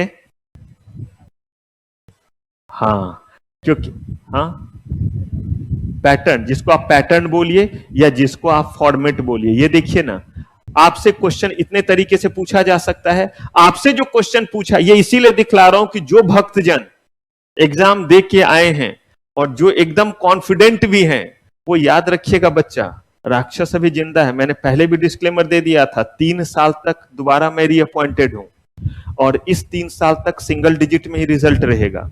ऐसा इसीलिए क्योंकि उसको गाइडलाइन स्टैंडर्ड इस तरह से दिया हुआ है कि सीएस, ये नहीं कि कोई भी ई रिक्शा वाला आए और सीएस बन जाए, तब तो हर ई रिक्शा वाला, तुम है सीएस, तरबूज बेचने वाला मैं भी सीएस, पता चला मैं ना बोलूंगा कि मैं भी सीएस हूं। कुछ तो होना चाहिए जिसके बेसिस पे कोई क्या बने? सीएस बने। तो यहां पे क्वेश्चन पूछा गया आपसे कमेंट वाले अंदाज में, खाना चावल दाल सब्जी रोटी, बस सर्व गलत किया है आपने। क्वेश्चन था कमेंट में, आपने बताया उसको किस नेचर में।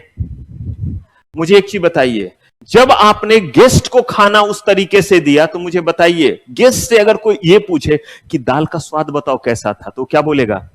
घटिया। हाँ या ना बोलिए। अरे भाई मैंने दाल का स्वाद पूछा है, अभी और कुछ नहीं पूछा, बस बोल अच्छा बस इतना सिर्फ बता दो, दाल का टेस्ट कैसा था, सब्जी का टेस्ट बहुत बढ़िया था। अच्छा कैसा रहा वहां पे डिनर? बकवास। अब देखिए, खाने का स्वाद अच्छा, ओवरऑल अगर पूछ रहे हैं कि कैसा रहा वहां डिनर, तो क्या बोला आपने? बकवास। यही चीज यहां पे है। नहीं है गलत तो बताइए, अगर चीज गलत नहीं है तो कैसे ये गलत कर दे? अरे भाई गलत है तब ना यहां क्रॉस लगाया है, ये बताइए। गलत है तो क्रॉस किया, और सही है तो टिक किया या नहीं? लेकिन इसमें है ही नहीं गलत, तो बेचारा कैसे गलत करेगा? देखिए, इसलिए कुछ नहीं किया। नहीं है गलत, नहीं कर सकता है वो क्रॉस, क्योंकि आपने जो लिखा है वो गलत थोड़ा ना है। दाल जो आपने दिया खराब थोड़ा ना है, जो बोलेगा खराब दाल है। सब्जी खराब थोड़ा ना है, बस किया क्या? गलत तरीके से एक ही थाली में सब दे दिया जानवरों की तरह। यही चीज यहां है। तो इन्होंने ना सही किया ना उसे गलत किया, बस इसका कहिए इच्छा सही थी तो उसने क्या कर दिया? कितने नंबर दे दिए? 1। कितने में? बस कुछ नहीं करना था, जो आपने लिखा था इसको सर्व सही से कर देते तो 5 में 5 हो सकता था। जो इस बच्चे का आया है कि ये जब चीजों को लिख रहा है तो ये सर्व कर रहा है बिल्कुल सही। अब देखते जाइए, इसका 5 में क्या आया है? 4। कॉपी देख के ही आपको थोड़ा सा क्लैरिटी दिख रहा है कुछ? अभी ये देखिए, ये वाला देखिए, इसका लिखना और इसके लिखने में आपको अंतर दिखेगा। फिर देखिए, यही बच्चा लिख रहा है, देखिए इसको भी 2 नंबर है, जिसमें अब देखिए इसी में, अब देखिए 5 में 5 है, हाँ या ना? ये मैं इसीलिए आपको दिखा रहा हूं ताकि मिथ में नहीं रहेंगे, सर थ्योरी में फुल मार्क्स नहीं आता। मुक्का ना मारूं मैं आपको, जब दिखला रहा हूं तो भी अगर अगले दिन यही बात बोलेंगे तो इतने भौंकने का क्या फायदा? ये इसीलिए बता रहा हूं कि अगर आप दम लगाएंगे तो जितने मार्क्स का है, देखिए ना इस बच्चे को आ रहा है, आपको भी ऐसे ही आएगा। और वो भी कौन सा पेपर है? JIGL। जब आप पढ़ने लगेंगे तब आप इसको फील करेंगे। और जो ग्रुप 1 दे चुके हैं उनसे बाद में पूछेगा तो बोलेंगे काश ये पेपर रहता नहीं ना तो बड़ा मजा आता। मतलब ये दिमाग में लगेगा। लेकिन क्या कीजिएगा, जो कोर्स है वही पढ़ना है। आप कहेंगे नहीं सर इंटरेस्टिंग पढ़ना है, मैंने बोला था CS करने के लिए, IIT करते, साइंटिस्ट बनना था तो आपने चुना है ना CS करना, तो CS चुना है तो CS का सिलेबस आप पढ़ेंगे या आप सिलेबस तय करेंगे? पहले जो सिलेबस इंस्टीट्यूट ने बनाया वही तो आपको पढ़ना रहेगा। और वो पढ़ेंगे कैसे ये बस मैं आपको बताऊंगा। तो देखिए, इसे देखिए, फिर 5 में कितने? 5। और वही दूसरे देख रहे थे, कभी 1 आ रहा है कभी 2। और इतना ही नहीं, ये देखिए, आप सोचेंगे कि सर 0 नहीं आता है, एक वो भी दिखला दूं कि सर सारा का सारा तो लिखने वाला है, कुछ भी लिख देंगे, राम रहीम इना मीना डिका डाइडेमनिका, तो हमें मार्क्स आ जाएंगे। देखिए जरा, ये देखिए 0 दिए। जबकि देखिए ये बच्चा क्या किया है, 1 नंबर का गेम वाज था, आप लोग के तरह का था। केस लॉ लिखा है, वो भी झूठा केस लॉ, ईयर तक लिख दिया है, मामू बनाने की कोशिश कि एग्जामिनर को थोड़ा ना सारा केस याद होगा। अब देखिए क्या किया हमने, उसे कितना दिया? इससे अच्छा था कि जब उसे पता था सब गलत ही लिख रहा है तो ये समय कहां लगा देता? दूसरे क्वेश्चन में लगा देता। इसीलिए कभी भी गेम वाला चीज मत कीजिए, पढ़िए और एग्जाम दीजिए। क्लियर है? आइए, अब इन चीजों के बाद, इन सारे चीजों से क्या समझ में आया कि हमें गेम नहीं देना है, चीजों को क्या करना है? पढ़ना है। और अब हम पढ़ने वाले चीज पे हमला कर रहे हैं। और जल्दी बताइए, हम अपने ECIPL शॉर्ट फॉर्म है, पूरा नाम बोलिए, पता तो रहे सब्जेक्ट का नाम। E से, C से कमर्शियल, I से इंटेलेक्चुअल, P से प्रॉपर्टी और L से लॉ। चूंकि एक से ज्यादा लॉ है इंटेलेक्चुअल प्रॉपर्टी में, इसीलिए उसको क्या बोलते हैं? S लगाते हैं, इंटेलेक्चुअल प्रॉपर्टी लॉज। करेंगे अभी बात। तो हम इस समय अपने पार्ट 2 में हैं। हाँ जी स्नेहा, और कितने मार्क्स का ये है? 40, 40 मार्क्स का है, ध्यान रखना है, 40 मार्क्स का है। अब ये 40 मार्क्स में याद रखिए, इत्तू सा भी आपसे मिस नहीं होगा अगर थोड़ा ध्यान रखेंगे, बहुत आसान हो जाएगा। और आप कहेंगे सर 40 में 40 आ सकता है, तो अगर आकर के मुझसे पूछेंगे तो मैंने कॉपी दिखाया है, और मैंने दिखाया है कि कैसे 5 में 5 5 5 लगातार उस बच्चे को आ रहा है, और मैंने ये भी दिखाया है कि कैसे एक नालायक को 0 0 0 0 भी आ रहा है। दोनों मैंने ही दिखाया है।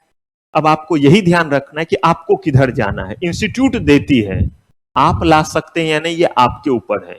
टीचर टीचर जो पढ़ाएगा उसके बेसिस पे, हाँ टीचर उतना पढ़ा लिखा नहीं है आपके जितना, क्योंकि टीचर ने बस अभी सीएस किया है, 17 साल ही हुए हैं, चार्टर्ड लंदन से किया है, एमबीए फाइनेंस किया है, पीएचडी कर रहा है, एक्चुरियल साइंस कर रहा है, 12-13 बुक लिखे हुए हैं, एकेडमिक एक्सपर्ट है इंस्टीट्यूट में।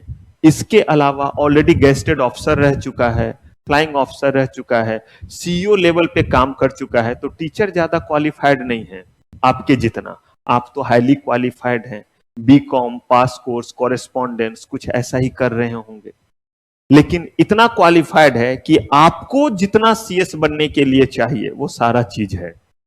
तो इसीलिए आपको मेहनत करना है। टीचर आपके लिए सफिशिएंट है चीजों को क्या करने के लिए, बताने के लिए। तो आपका काम बस इतना ही है। पहला चीज, क्लास में जान चली जाए चोंच ऐसे मत कीजिएगा, सिर्फ ऐसे रहिएगा मेरे क्लास में, क्योंकि एक और इंट्रोडक्शन था, मैं ऑलरेडी साइकोलॉजिस्ट हूं, यानी प्रोफेशनल साइकोलॉजिस्ट। हालांकि वो चीज मैं बाहर छोड़ करके आता हूं, क्योंकि वो इस गरीब आदमी का हाईली पेड जॉब है। 45 मिनट का अगर मेरा कंसल्टेंसी लेना चाहेंगे 25,000 रुपीज लगेगा, 7-8 महीने बाद आपको डेट मिलेगा। यहाँ पे जो मुफ्त में अभी कर रहे हैं वो उस चीज के लिए, तो वो बाहर छोड़ के आता हूं। तो आप बस इतना ही कीजिए कि अपने चीजों को, अपने साइकोलॉजी को सही रखिए, ऐसे मत घूमिएगा ऐसे। दूसरा, क्लास में कोई कुछ पूछे, फोन पेन रखिए, मार दीजिए, मैं देख लूंगा, गर्दन से नीचे मारिएगा ताकि केस ज्यादा सीवियर ना बने। क्योंकि किसी को अगर पूछना है तो मुझसे पूछे, अगर लग रहा है कि कोई बेहोश हो रहा है बस मुझ तक बता करके सर ये गया, उसके बाद हम संभाल लेंगे, आप इधर सुनते रहिएगा। इतना कर लीजिए। इसके अलावा रिवीजन, अगले क्लास से पहले क्या करके आ जाइए, रिवीजन। और एक सिर्फ अगले क्लास से पहले सिर्फ मैंने जो बोला 10 मिनट्स की कौन सी प्रैक्टिस, राइटिंग प्रैक्टिस। इतना ही मांगा या दोनों किडनी मांग लिए पहले ही दिन मैंने, क्या ये बहुत ज्यादा है? अगर इतना आप कर लेते हैं तो मैं गारंटी लेता हूं आप चाह भी लेंगे तो भी जो है वो सीएस नहीं रुकेगा। बस वही बोला, सर चाह लिया, करो तो जरा पास, ऐसे मत रहिए।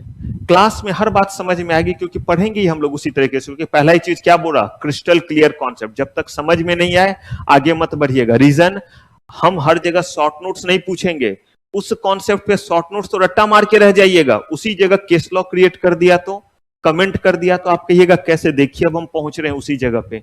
तो हम लोग जो है वो फिलहाल हमला कर रहे हैं इंटेलेक्चुअल प्रॉपर्टी राइट्स पे। 40 मार्क्स का ये है। अब जरा ध्यान से सुनिएगा इन चीजों को, ये है क्या।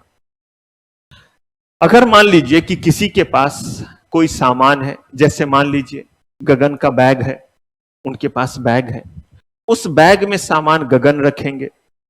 अगर मान लीजिए कि विशाल को भी उसमें सामान रखना है तो क्या करेंगे, रख देंगे या पूछेंगे गगन से? पूछेंगे। क्यों? क्योंकि ये उनका प्रॉपर्टी है। अब जैसे बॉटल है, खुशी के बगल में रखा है, खुशी ने खुशी खुशी बॉटल रखा हुआ है, उस बॉटल में पानी पीना है, कौन पिएंगे? खुशी।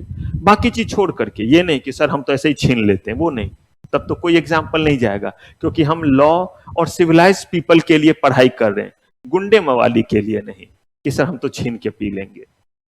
अब मान लीजिए स्नेहा को पानी पीना है, अपना बॉटल नहीं लाई है, तो क्या करेंगे, मांगेंगे कि एक घूंट दे दे।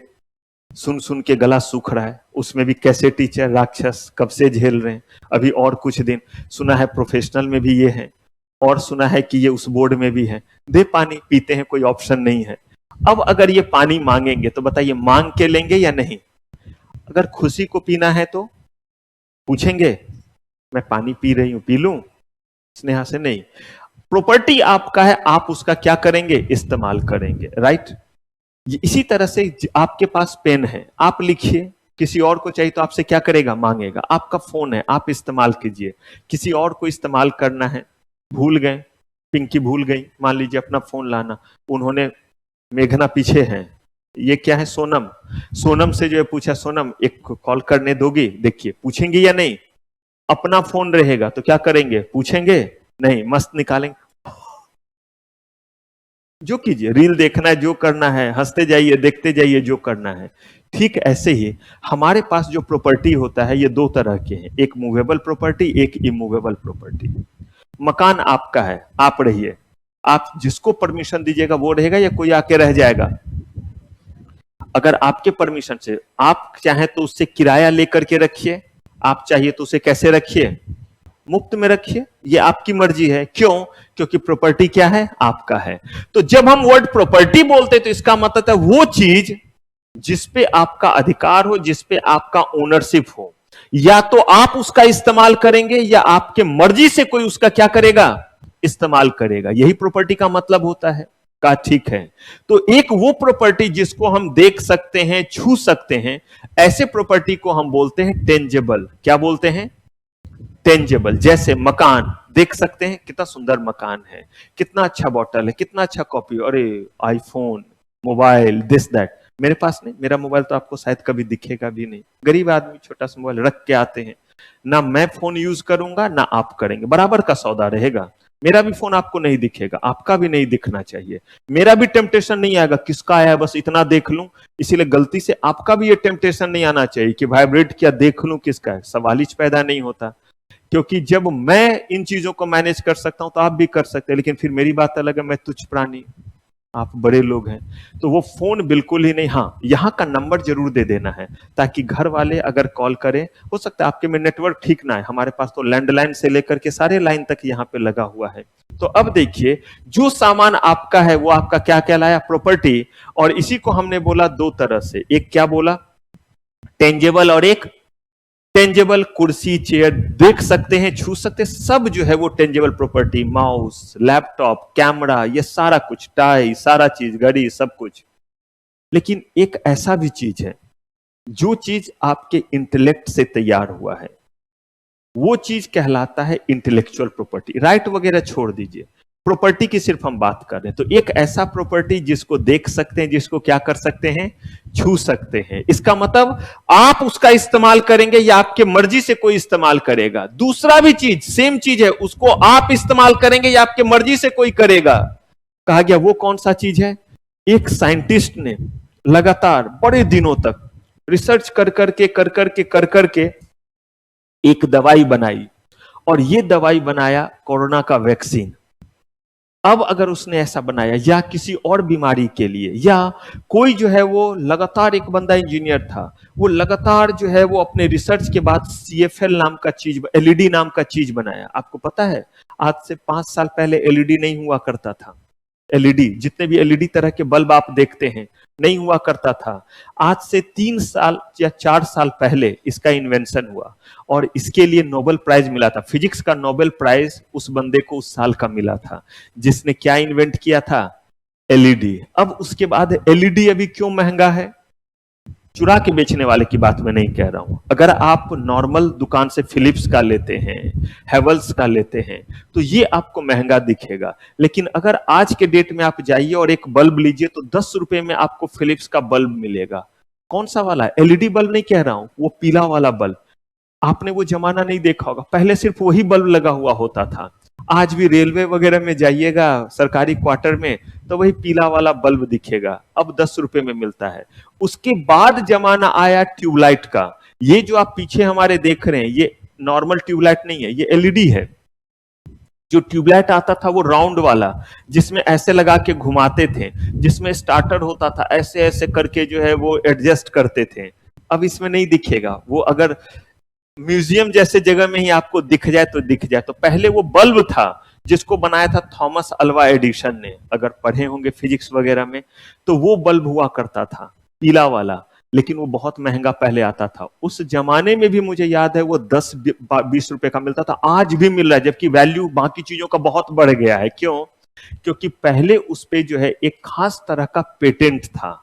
खास तरह का रॉयल्टी देना पड़ता था। जैसे मैंने बोला बुक, मैंने ही बुक लिखा हुआ है 12-13 बुक, मेरे उस बुक की कीमत इसीलिए है क्योंकि एक तो प्रिंटिंग कॉस्ट लगा, दूसरा टैक्समैन जो उसे बेच रहा है तो मुझे भी पैसा दे रहा है, मैं भी उनसे रॉयल्टी ले रहा हूं। अगर मैं रॉयल्टी लेना बंद कर दूं, बोलूं मुझे रॉयल्टी देने की जरूरत नहीं, तो बुक सस्ता मिलेगा या नहीं? क्योंकि अब वो बुक में सिर्फ क्या कॉस्ट देखेंगे, प्रिंटिंग कॉस्ट और अपना प्रॉफिट, और बेच देंगे। लेकिन अभी जो है उसमें एक और बहुत बड़ा एलिमेंट है। वो बड़ा एलिमेंट क्या है? मुझे क्या दे रहे हैं? यही चीज है। इस एलईडी का आविष्कार यूएसए के पर्सन ने किया है, नाम मैं भूल रहा हूं, देखिएगा ना आप उसमें, जिसको नोबेल नोबेल वगैरह वर्ड सुने हैं ना, तो ये नोबेल प्राइज जो है वो उस चीज का उनको मिला था 3-4 साल पहले। उनको सारे जगह से रॉयल्टी जाता है। कोई भी अगर उन्होंने जो है वो इस चीज, ये उनकी प्रॉपर्टी हुई ना, उन्होंने रिसर्च किया, दवा बनाया, कोई चीज बनाया, तो या तो वो इस्तेमाल करेंगे या फिर उनके परमिशन से कोई इस्तेमाल करेगा। फिलिप्स कंपनी ने आविष्कार नहीं किया, उन्हें बनाना है उनके पास यूनिट, लेकिन वो तो साइंटिस्ट थे। अब मैंने ही कोई जो है वो चीज आविष्कार किया, एलईडी का आविष्कार किया, लेकिन मैंने तो लेबोरेटरी लेवल पे किया है ना, मैंने दवा बनाई, वैक्सीन बनाया, कैसे बनाया? रिसर्च करके बनाया। लेकिन मैं एंटरप्रेन्योर नहीं हूं। जैसे देखिए ना, मैंने ही बुक लिखा, लेकिन बुक को मैं प्रिंट करके क्यों नहीं बेच रहा हूं? मैं बेचूं तो और मुझे फायदा होगा। टैक्समैन कंपनी को फायदा हो रहा है, तभी तो एक प्रिंटिंग की कंपनी है, मुझे रॉयल्टी भी दे रहे हैं और बेच रहे हैं, उसके बाद भी उनको फायदा हो रहा होगा, तब बेच रहे होंगे या घाटे में बेच रहे होंगे? अब सोचिए जरा, मैं खुद अगर अपने बुक को प्रिंट करा के बेचूं तो मुझे और ज्यादा फायदा होगा या नहीं? जो रॉयल्टी का पैसा वो तो मिलना ही मिलना है, साथ ही साथ वो पैसा भी मिलेगा जो प्रॉफिट कौन कमा रहा है? टैक्समैन। लेकिन इसके लिए मुझे क्या करना पड़ेगा? प्रिंटिंग प्रेस, प्रिंटिंग, मार्केटिंग, लोग को अपॉइंट करना पड़ेगा। सरदर्द है या नहीं है? तो हर कोई, मैं एक टीचर हो सकता हूं अच्छा, एंटरप्रेन्योर अच्छा होऊंगा ये जरूरी नहीं है। मैं पढ़ा अच्छा सकता हूं, जरूरी नहीं कि मैं इंस्टीट्यूट भी चला सकता हूं, पॉसिबल। मैं बुक लिख सकता हूं, जरूरी नहीं कि मैं बुक का बिजनेस पब्लिशिंग हाउस में मेरा हो सकता है। टैक्समैन कोई बुक थोड़ा ना लिखती है, वो तो ऑथर से बुक लेती है और उसको प्रिंट करने का काम करती है, पब्लिशिंग का काम करती है। तो वैसे ही उस साइंटिस्ट ने क्या किया, उन्होंने जो है वो चीज लेबोरेटरी लेवल पे तो बनाया, लेकिन मास लेवल पे दवा बनाना, उसके लिए मशीन चाहिए, पूरा मार्केटिंग टीम चाहिए, एमआर चाहिए, डॉक्टर के पास जाएगा, एडवर्टीजमेंट होगा, ये पॉसिबल उनके लिए नहीं है। ऐसे ही जो है वो आपके लैपटॉप वगैरह, मोबाइल वगैरह, हर चीज का तो आविष्कार ही हुआ है, लेकिन कह रहे जरूरी नहीं है कि जिसने बनाया वही करे।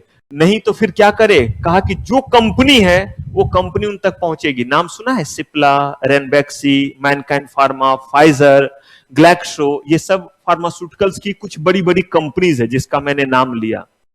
ये कंपनी पहुंची मुझ तक, अरे आपने वैक्सीन बना लिया, हमें दो राइट क्या करने का? प्रोड्यूस करने का। मैं पूछूंगा कितना रॉयल्टी?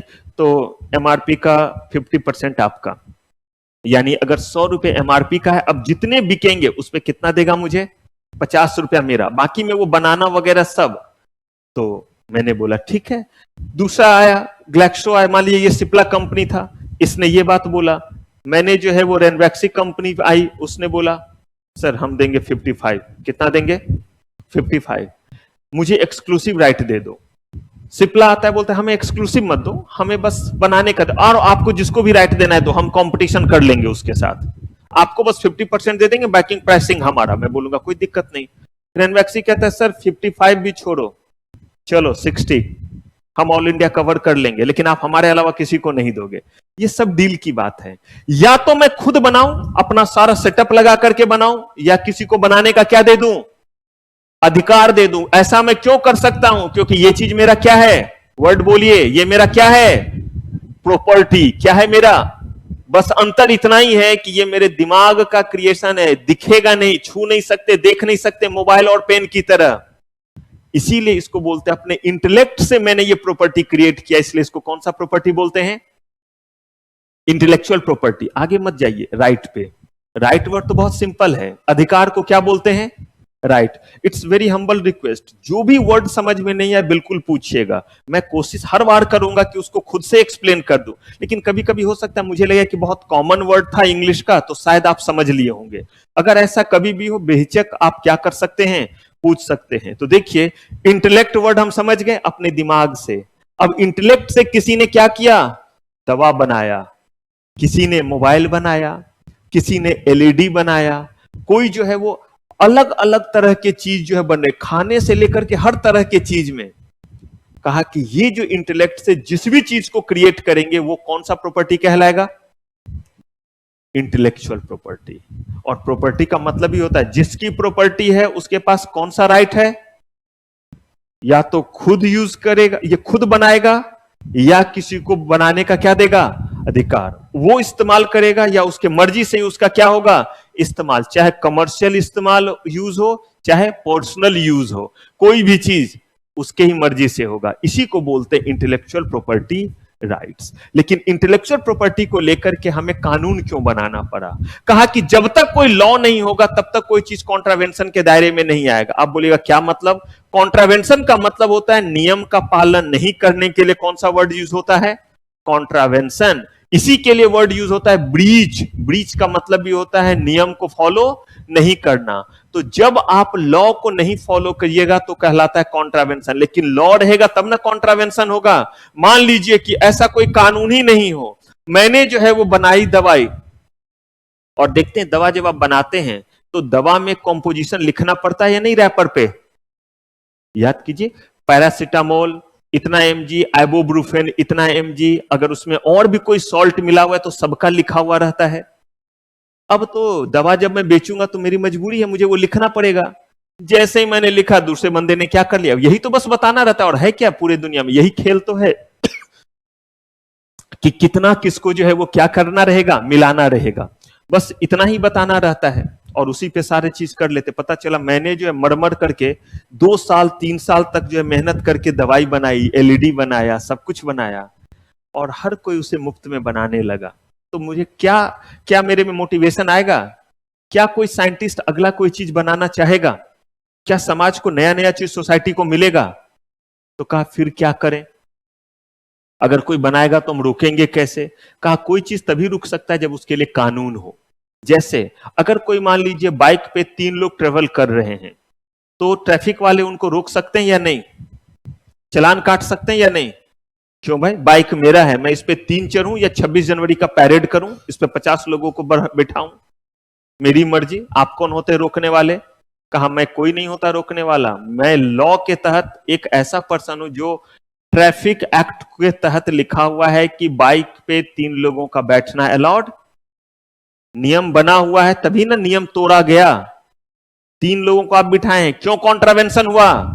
क्योंकि एक लॉ है जो क्या कहता है 2 से ज्यादा लोग, आप बाइक लेकर के निकले हैं और उस बाइक पे आप जो है वो 2 ही लोग हैं, तब भी पुलिस इस बार रोक रही है। गलत कर रही है, सही कर रही है? गलत कर रही है। आगे बता रहा हूं, हेलमेट दोनों में से किसी ने नहीं पहना है, दोनों ने हेलमेट पहना है, चालान काट सकते हैं? कहा इस बात का तो नहीं काट सकते हैं। नंबर प्लेट का कोई एक डिजिट गायब है, अब इसका मतलब लॉ में लिखा हुआ है कि आगे और पीछे दोनों तरफ क्या लगा होना चाहिए? नंबर प्लेट जो है लगा होना चाहिए। आज के समय में एक और रूल आ गया है नया, जिसपे लिखा हुआ है गाड़ी पे जाट, गुज्जर, ब्राह्मण ऐसा लिखा हुआ नहीं होना चाहिए। आपका रोका गया और आपका चालान काटा गया, तो अब इसको लेकर के बुरा मत मानिए कि मैं ये हूं, ये बोल दिया गया। बुरा मानिएगा तो मुझे फर्क नहीं पड़ेगा, नहीं मानेंगे तो अच्छा लगेगा। पर हाथ वक्त ऐसे ही कोई भी एग्जाम्पल हो सकता है। पर्पस सिर्फ इतना ही है कि एकेडमिकली आप समझ सके। बहुत सारी गाड़ियों पे लिखा हुआ रहता है, लॉ में पहले ये प्रोविजन नहीं था तो आप लिख सकते, उसके लिए चालान नहीं कटता था। ये मुश्किल से 1 साल हुआ है ये प्रोविजन आए हुए, अमेंडमेंट हुआ और उसमें प्रोविजन कर दिया गया आप बाइक, गाड़ी, इन चीजों पे जाति जैसा चीज नहीं लिख सकते। बाकी पेंटिंग बनाना है, जो बनाना है वो आप बनाइए, लेकिन जो है वो इस तरह, हाँ लेकिन ऑफेंसिव पेंटिंग भी नहीं बना सकते हैं, वो सब भी है। तो ये कहीं लॉ है तभी तो होगा, अगर कोई लॉ ही नहीं तो कॉन्ट्रावेंशन नहीं। अब मैंने इतने मेहनत से दवा बनाई, आप भी बना रहे, ग्लैक्सोसिप्ला सब बना रही, मैं कुछ नहीं कर सकता। क्यों नहीं कर सकता? अरे भाई किस कानून में लिखा हुआ है कि आपने किया तो मैं नहीं? अच्छा आपने घर बनाया, मैं, आपने चूंकि घर बना लिया तो आपके बगल में मैं अपना घर नहीं बना सकता? जमीन लिया मैं नहीं बना सकता क्या? बिल्कुल बना सकते, क्योंकि किसी लॉ ने मना नहीं किया हुआ है। अब इसी के लिए हमें बनाना पड़ा कुछ कानून, जिसमें कहा गया, मैंने एक बुक लिखा, आपके हाथ में बुक आया, मस्त आपने जो है वो बुक के आगे से सब हटा दिया, यही सब लिखा रहेगा, Pankaj Kumar CS chartered this that हटा दिया, मस्त वहां पे जो है वो लिख दिया आयुष, और जो है वो बेचना शुरू कर दिया, क्योंकि भीतर तो कंटेंट आपको मिल गया है। और आप उसको बेचने लगे। कहा गया अगर ऐसा करते हैं तो बताइए, अगर वो बुक आप बेचिएगा तो मुझे रॉयल्टी मिलेगा? मेरा ही नाम लिख करके बेच रहे हैं लेकिन मुझे रॉयल्टी नहीं दे रहे हैं। दुकान में जाकर के बेच, मैं हर दुकान में थोड़ा ना जा रहा हूं कि मेरा बुक कहां कहां बिक रहा है। वो तो एक डील होती है जिसके तहत वो मुझे रॉयल्टी देंगे। तो अब अगर आप ऐसा कर रहे हैं तो आपके ऊपर मैं कैसे एक्शन लूं? जब ये चीज अनलॉफुल हो, और अनलॉफुल होने के लिए कोई क्या होना जरूरी है बोलिए? लॉ, कोई लॉ होना जरूरी है। तो जरूरत पड़ी कि चाहे मैंने कोई अपने इंटेलेक्ट से क्या किया, बुक लिखा। और सोचिए, आपने देखा होगा कि कोई मूवी बनाते हैं, मूवी एक बंदे ने मूवी बनाया, कोई उसका तुरंत ट्रांसलेशन कर दिया, तो पॉसिबल? अगर ऐसा हुआ तो सामने वाले की तो क्रिएटिविटी गई, करोड़ों रुपए लगाए हैं। ऐसे ही मैंने बुक लिखा इंग्लिश में, कोई उसको हिंदी में लिखना शुरू कर दिया। अगर किसी ने दवा बनाया, कोई दूसरा बनाने लगा। अगर ऐसा कुछ हो रहा है तो बताइए सामने वाले को नुकसान हो रहा है या नहीं? तो कैसे इस चीज को रोका जाए? कहा इसको हम अलग अलग तरह के इंटेलेक्चुअल प्रॉपर्टी राइट्स नाम से कानून बनाएंगे और उसको बोलेंगे इंटेलेक्चुअल प्रॉपर्टी लॉज। क्या बोलेंगे? Intellectual property law. क्यों बोला? क्योंकि इंटेलेक्चुअल प्रॉपर्टी से रिलेटेड है, इसीलिए बोला इंटेलेक्चुअल प्रॉपर्टी लॉज। तो ये LAW नहीं बल्कि LAWS है, क्योंकि हमने इंटेलेक्ट को प्रोटेक्ट करने के लिए, अलग अलग तरह के इंटेलेक्ट को प्रॉपर्टी को प्रोटेक्ट करने के लिए हमें अलग अलग कानून बनाने पड़े। क्यों? अगर कोई चीज पेटेंट के दायरे में आता है, इन्वेंशन के दायरे में आता है, तो कहा गया इसको एक कानून बना करके करेंगे जिसका नाम होगा पेटेंट एक्ट। ये भी इंटेलेक्चुअल प्रॉपर्टी लॉज के तहत आएगा। कौन सा एक्ट बना करके? Patent act. और कहा इसमें किस चीज को प्रोटेक्ट करोगे? तो कहा अगर कोई इन्वेंशन होगा ना तो उसको करेंगे। अब क्या होता है इन्वेंशन? नहीं आपको पता, यही तो पढ़ना है, उसी के लिए तो पूरा कोर्स है। और ये बहुत इंपॉर्टेंट है क्योंकि आपके टोटल CS के करिकुलम में, बताइए ये कितने मार्क्स का है? नहीं, ये है CS के करिकुलम में ये 140 मार्क्स का है। मैंने CS करिकुलम बोला है। एग्जीक्यूटिव में ये 40 मार्क्स का है और प्रोफेशनल में ये कितने मार्क्स का है? 100 मार्क्स का पूरा एक पेपर ही है। और काम की बात जानिए, इंटेलेक्चुअल प्रॉपर्टी का ऑडिट सिर्फ एक CS कर सकता है, ना CA कर सकता है, ना CMA कर सकता है। और ऑडिट का मतलब होता है गलती ढूंढना। तो गलती कौन ढूंढ पाएगा? जिसको पहले प्रोविजन पता होगा या MV ढूंढ लेगा? ऑडिट तो तब ना कर पाइएगा जब लॉ आपको पता रहेगा। इसीलिए ये और इंपॉर्टेंट हो जाता है। पहले नहीं था, पहले आपके पता है कोर्स में कितने मार्क्स का ये हुआ करता था? पूछिए पूछिए, 5 नंबर का। अब है 140 मार्क्स का। ये क्यों है?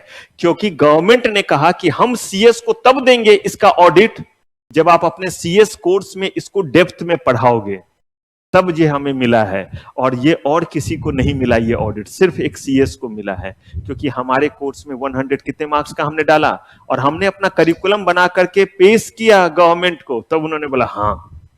क्यों CA को फाइनेंशियल ऑडिट मिलता है? अपना करिकुलम में उन्होंने रखा हुआ है अकाउंट उतना ज्यादा, आपको नहीं मिलता है फाइनेंशियल। इसीलिए एक CS को ना अकाउंट के लिए जाना जाता है, साफ साफ बता दूं, ना टैक्स के लिए। तो ये जो 2 पेपर है, इसके अलावा ही पेपर के लिए आपको जाना जाता है, जिसमें आप बोलते हैं ना ये ना मुश्किल है, मजा नहीं आ रहा है, तो लीजिए मजा कहीं और घूम घूम करके, फिर जॉब नहीं मिलने वाला है। आपकी पहचान रियल में जो है वो लॉ से है, कॉर्पोरेट लॉ को, ये सब कॉर्पोरेट लॉ के तहत आता है। ऐसा ही उनको नहीं मिलता है सेक्रेटरियल ऑडिट, सेक्रेटरियल ऑडिट आप ही को मिलता है ये भी। और कंपनी में एक CA का होना जरूरी नहीं है, कहीं लॉ में नहीं लिखा हुआ है, लेकिन लॉ में लिखा हुआ है एक CS का कंपनी में होना जरूरी है अगर पेड अप कैपिटल 10 और उससे ज्यादा CR का हो रहा है तो। अब आप सोचिए किस तरह का चीज है। वैसे ही यहां पे कहा गया कि हमने जो है वो पेटेंट के लिए क्या बोला? पेटेंट का मतलब हुआ कुछ इन्वेंशन का चीज हुआ तो किस दायरे में रखा उसको?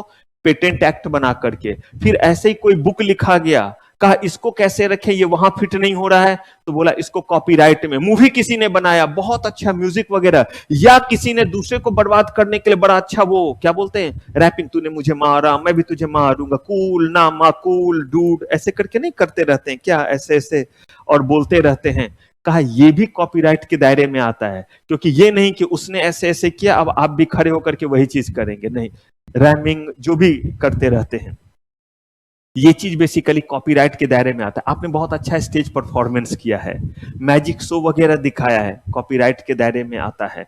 मैच वगैरह का ब्रॉडकास्ट हो रहा है, आईपीएल वगैरह हो रहा है, करोड़ों रुपए लगाए जाते हैं। क्यों लगाए जाते हैं? कॉपीराइट के तहत उसका ब्रॉडकास्ट जो है वो प्रोटेक्टेड है। कल के डेट में मैच कोई दिखलाना है, जो लास्ट मैच था, विराट कोहली रो रहे हैं, खुश हो रहे हैं, जो भी है वो सीन सब कोई नहीं दिखा सकता है। उसके लिए क्या करना पड़ेगा? उससे परमिशन लेना पड़ेगा जिसने उस चीज का स्पॉन्सरशिप लिया था। तभी तो कंपनी स्टार स्पोर्ट, 10 स्पोर्ट्स आपको जो दिखा रहे होते हैं, वो इतने पैसे क्यों बीसीसीआई को या जिस भी को देते हैं, एजेंसीज को क्यों देते हैं? क्योंकि उतने दिनों तक का उनका कॉपीराइट रहेगा। और इस लॉ के तहत दिया हुआ है कि कितने दिनों तक रहेगा, उतने दिनों के बाद फिर कोई भी उसका यूज कर सकता है। मेरा बुक है, कितने दिन तक मेरा, जो बुक पुरानी हो जाती है वो सस्ती मिलने लगती है। जो इलेक्ट्रॉनिक्स चीज की कीमत क्यों कम हो जाती है? इलेक्ट्रॉनिक चीज की कीमत और बढ़ते जाना चाहिए। चावल दाल देखिए कितना महंगा, लेकिन जितने दाम में पहले ब्लैक एंड व्हाइट टीवी मिलता था, उससे कम दाम में आपको कलर टीवी मिल रहा है। अब तो ब्लैक एंड व्हाइट टीवी भी नहीं दिखेगा। पहले कलर टीवी, ये भोड्डर वाला टीवी, ऐसे कैथोड रे टीवी बोलते थे, आज कितना स्लिक वाला दिखता रहता है मॉनिटर। पहले याद है हमारे पास भी मॉनिटर हुआ करता था, ये ऐसे करके कंप्यूटर का मॉनिटर। अभी देखिए ना, मॉनिटर ही तो है, इतने ही दूर में दो दो तीन तीन रखा हुआ है। ये बेसिकली जो है वो क्या चीज, और इसके दाम आप देखिएगा उससे भी कम है। ऐसा इसीलिए क्योंकि पेटेंट का एक लाइफ होता है, उतने दिनों के बाद उस पर पैसे नहीं मिलते हैं। पढ़ेंगे आगे, 20 ईयर्स होता है। इसीलिए जो नया चीज आता है आपका, वो ज्यादा महंगा, फिर उसके बाद वो क्या हो जाता है, इलेक्ट्रॉनिक्स वगैरह एकदम सस्ता होने लगता है। तो कहा कि पेटेंट, कॉपीराइट, ये बात तो समझ में आ गया। ऐसे ही ट्रेडमार्क, आप कहीं देखते हैं इस तरह का कहीं टिक लगा हुआ है, ये टिक देखते ही दिमाग में क्या आ जाता है? नाइकी। अगर आप कहीं पे ये वाला सिंबल देखते हैं, मैं उतना अच्छा आर्टिस्ट तो नहीं हूं, लेकिन देखिए आप कुछ शायद कोरिलेट कर पाए। ये देख के कौन सी कंपनी का ध्यान आता है? मर्सिडीज कार का जो आगे जो लगा रहता है। ऐसे ही आप किसी गाड़ी में ये वाला ऐसे करके छल्ला देखते हैं, ऑडी का। ऐसे ये सब तो सिंबल से आप समझ जा रहे हैं। वैसे ही आप जंप करता हुआ पैंथर देखते हैं। अगर जो है वो उसमें पैंथर नहीं है, जैगवार गाड़ी में क्या नाम, क्या कौन सा एनिमल में भूला, लेकिन अगर आप शूज वगैरह में देखते हैं तो पुमा, प्यूमा बोल देते हैं। तो जैगवार का भी उसी तरह से थोड़ा अलग सा है, वो शायद शेर वगैरह है। और इसमें जो पैंथर को उसने लिया। कहने का मतलब है कि आप इन चीजों को, इसको ही छोड़िए, आप कहीं पे ये वर्ड सुनते हैं, ठंडा मतलब कोका कोला, और कुछ तूफानी करते हैं, थम्स अप, डर के आगे जीत है, माउंटेन ड्यू, सब क्लियर है, स्प्राइट का पागलपंथी भी जरूरी है, मिरिंडा। ये सब वर्ड पंचलाइन देखते हैं, टेढ़ा है पर मेरा है। अब देखिए ये सब क्या है, पंचलाइन को सुनते हैं और आप तुरंत उस बिजनेस को क्या कर लेते हैं, रिकॉल कर लेते हैं। ये जो है, यही सारा चीज जो है वो कहलाता है ट्रेडमार्क, जिससे बिजनेस को क्या किया जाता है, रिप्रेजेंट किया जाता है। एक छोटा सा सिंबल देखते हैं और आप समझ लेते हैं ये इस क्वालिटी का है। एडिडास का वो सिंबल ही काफी है, नाइकी का वो टिक देख करके आप समझ जाते हैं, अरे ये ब्रांड है, इस क्वालिटी का इसका फैब्रिक होगा। वही पूमा का जो है वो शूज पे जो है वो देख लेते, कह देते ये अच्छा होगा। मेरे कहने का मतलब, आपने बिजनेस को रिकॉग्नाइज किया या नहीं? अब किसी ने ऐसे किया और पता चला दूसरा व्यक्ति जो है अपने लोकल टी शर्ट पे टिक लगा लगा के बेचे जा रहा है। लोग क्या समझ करके ले रहे हैं कि ये नाइकी कंपनी का है। जंप करता हुआ पैंथर है जो है वो लोकल शूज, और उस पे क्या है, प्यूमा का लोगो लगा दिया। नुकसान हो रहा है या नहीं प्यूमा कंपनी को? कहा कि इसको कैसे प्रोटेक्ट किया जाए। कहा प्रोटेक्ट करने के लिए पहले लॉ बनाओ, पहले लॉ में बोलो तो सही कि ऐसा करना क्या है। अरे भाई ऐसा करना क्राइम है, ऐसा करना ऑफेंस है। लॉ नहीं होगा तो ऑफेंस के दायरे में कैसे आएगा? आज हमारे देश में इंडियन पिनल कोड को ही बोला जाता है भारतीय न्याय संहिता। उसमें लिखा हुआ है किसी को चाकू मारना ऑफेंस है, इसीलिए ऑफेंस है। नहीं लिखा रहेगा तो ऑफेंस के दायरे में नहीं आएगा, और नहीं लिखा है तो सजा भी नहीं मिलेगा। अगर आपको याद हो निर्भया इशू, उसमें जो है वो एक जो बंदा था जो उसमें इन्वॉल्व था, 4-5 लोग थे, जिसमें से एक ने तो खुद जान दे दी, 3 को जो है वो फांसी की सजा मिली, एक को 3 साल के लिए जो है बस बाल सुधार गृह में भेजा गया था। 13 साल का बंदा था, जबकि वो भी उतना ही अकाउंटेबल था। उसकी भी उतनी ही रिस्पॉन्सिबिलिटी थी, लेकिन उसे छोड़ दिया गया। क्यों? क्योंकि हमारे उस समय इंडियन पीनल कोड में यही लिखा हुआ था कि 13 साल 18 साल से कम के बंदे को इससे ज्यादा की सजा ही नहीं मिल सकती है। उसके तुरंत बाद लॉ में चेंज किया गया, लेकिन जब तक नहीं है तब तक तो नहीं मिलेगा, कॉन्ट्रावेंशन के दायरे में नहीं है। तो वैसे ही पहले बनाइए तो कानून कि किसी का कोई चीज कॉपी करना अपराध है, ये सजा मिलेगी। उसके लिए कौन सा एक्ट बना?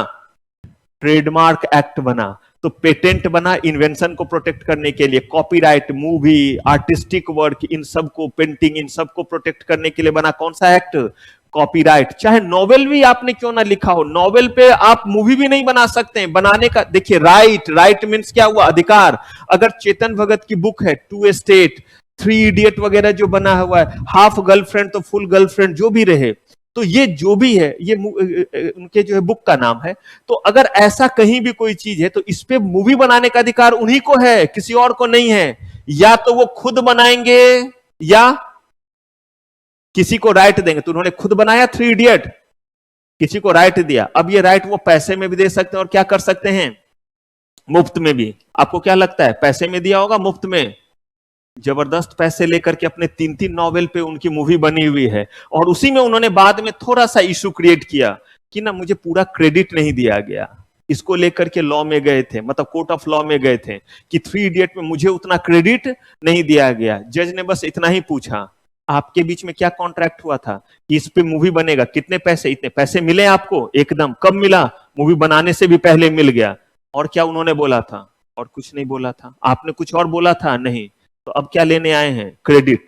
मूवी हिट हुई, प्रोड्यूसर अपना सारा रिस्क लिया, आपको भी पैसे दे रहा है, डायरेक्टर को भी दे रहा है, सारे एक्टर एक्टर्स को दे रहा है। हिट हुआ तो हिट हुआ, वरना सही में आटा माजी सटक ली तो प्रोड्यूसर का होता है।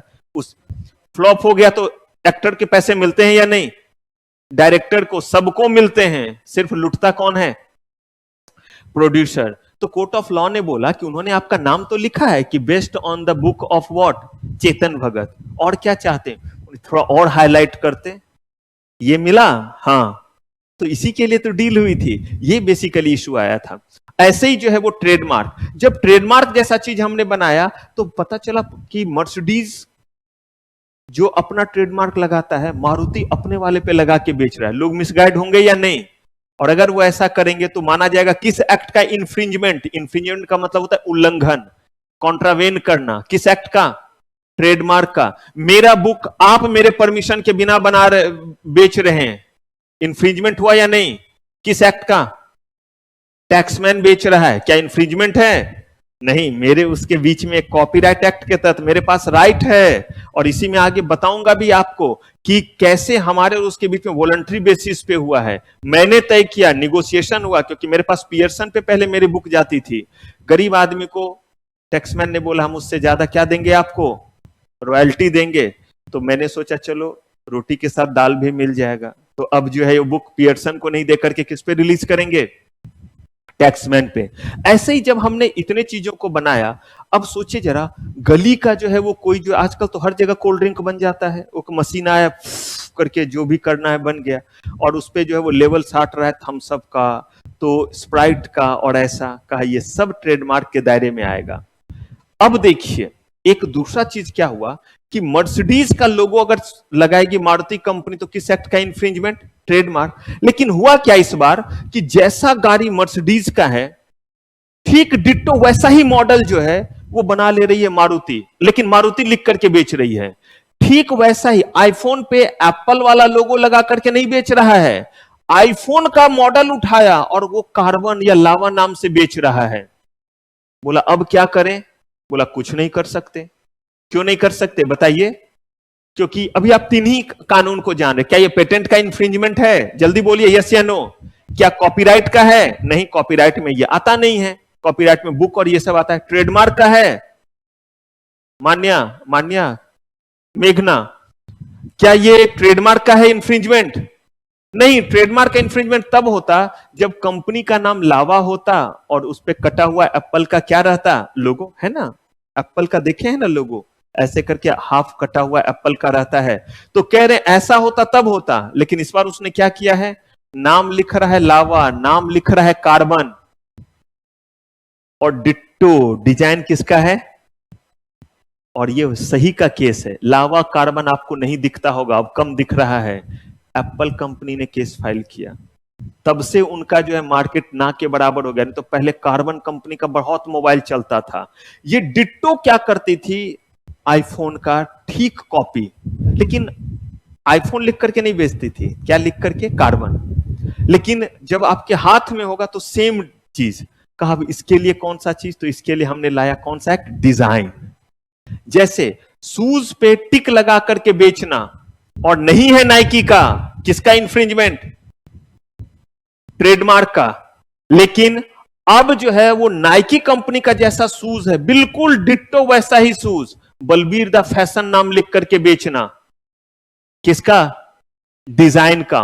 मर्सिडीज का छल्ला, मर्सिडीज का वो स्टार लगा करके मारुति कंपनी जो है वो अपना प्रोडक्ट बेच रही, किसका इंफ्रिंजमेंट? ट्रेडमार्क का। सुजुकी, मारुति सुजुकी नाम से सुजुकी लगा करके ही बेच रही है, लेकिन डिट्टो वही मॉडल है जो मर्सिडीज और ऑडी का था, वही वाला मॉडल बना करके बेचे। अब किसका इंफ्रिंजमेंट? तो डिजाइन बनाया गया। ऐसे ही जो है वो और भी, सिर्फ इतने ही एक्ट नहीं है। और एक सुनिए, आप सुनते होंगे कि किसी जगह का खास चीज बहुत फेमस होता है और उसके उस नाम के कारण वो चीज बिकता है। जैसे नागपुर का संतरा, ऑरेंज। ऑरेंज सिर्फ नागपुर का ही अच्छा होता है? नहीं, नागपुर का संतरा, ऐसे ही इलाहाबाद का अमरूद, अल्फांजो मैंगो, फिर ऐसे जो गुजरात का केसर, ऐसे ही रामपुरी चाकू, कोल्हापुरी हाँ ये सब जीआई में, रामपुरी चाकू, कोल्हापुरी चप्पल, सुने हैं वर्ड कोल्हापुरी चप्पल। फिर आपका कांजीवरम सिल्क साड़ी, बनारसी साड़ी, ये सब क्या? आपका बासमती राइस, सैम्पेन। आप कहिएगा सर सैम्पेन?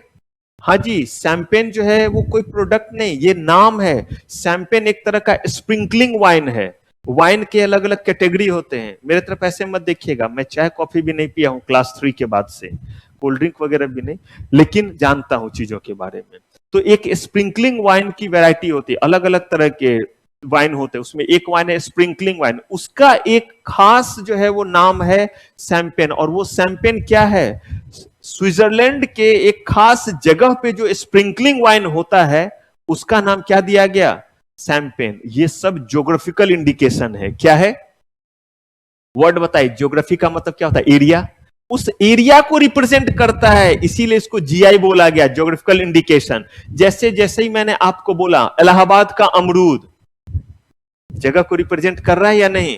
तो इसका मतलब कौन ये नाम बोलेगा? बोला हर वो व्यक्ति जिसका बगीचा कहां पे है? इलाहाबाद में है, वो बोलेगा इलाहाबाद का अमरूद। ये नहीं कि मेरा जो है वो दिल्ली में 2 जो है वो अमरूद का पेड़ है, मैं बोलूंगा इलाहाबाद का अमरूद है। नहीं।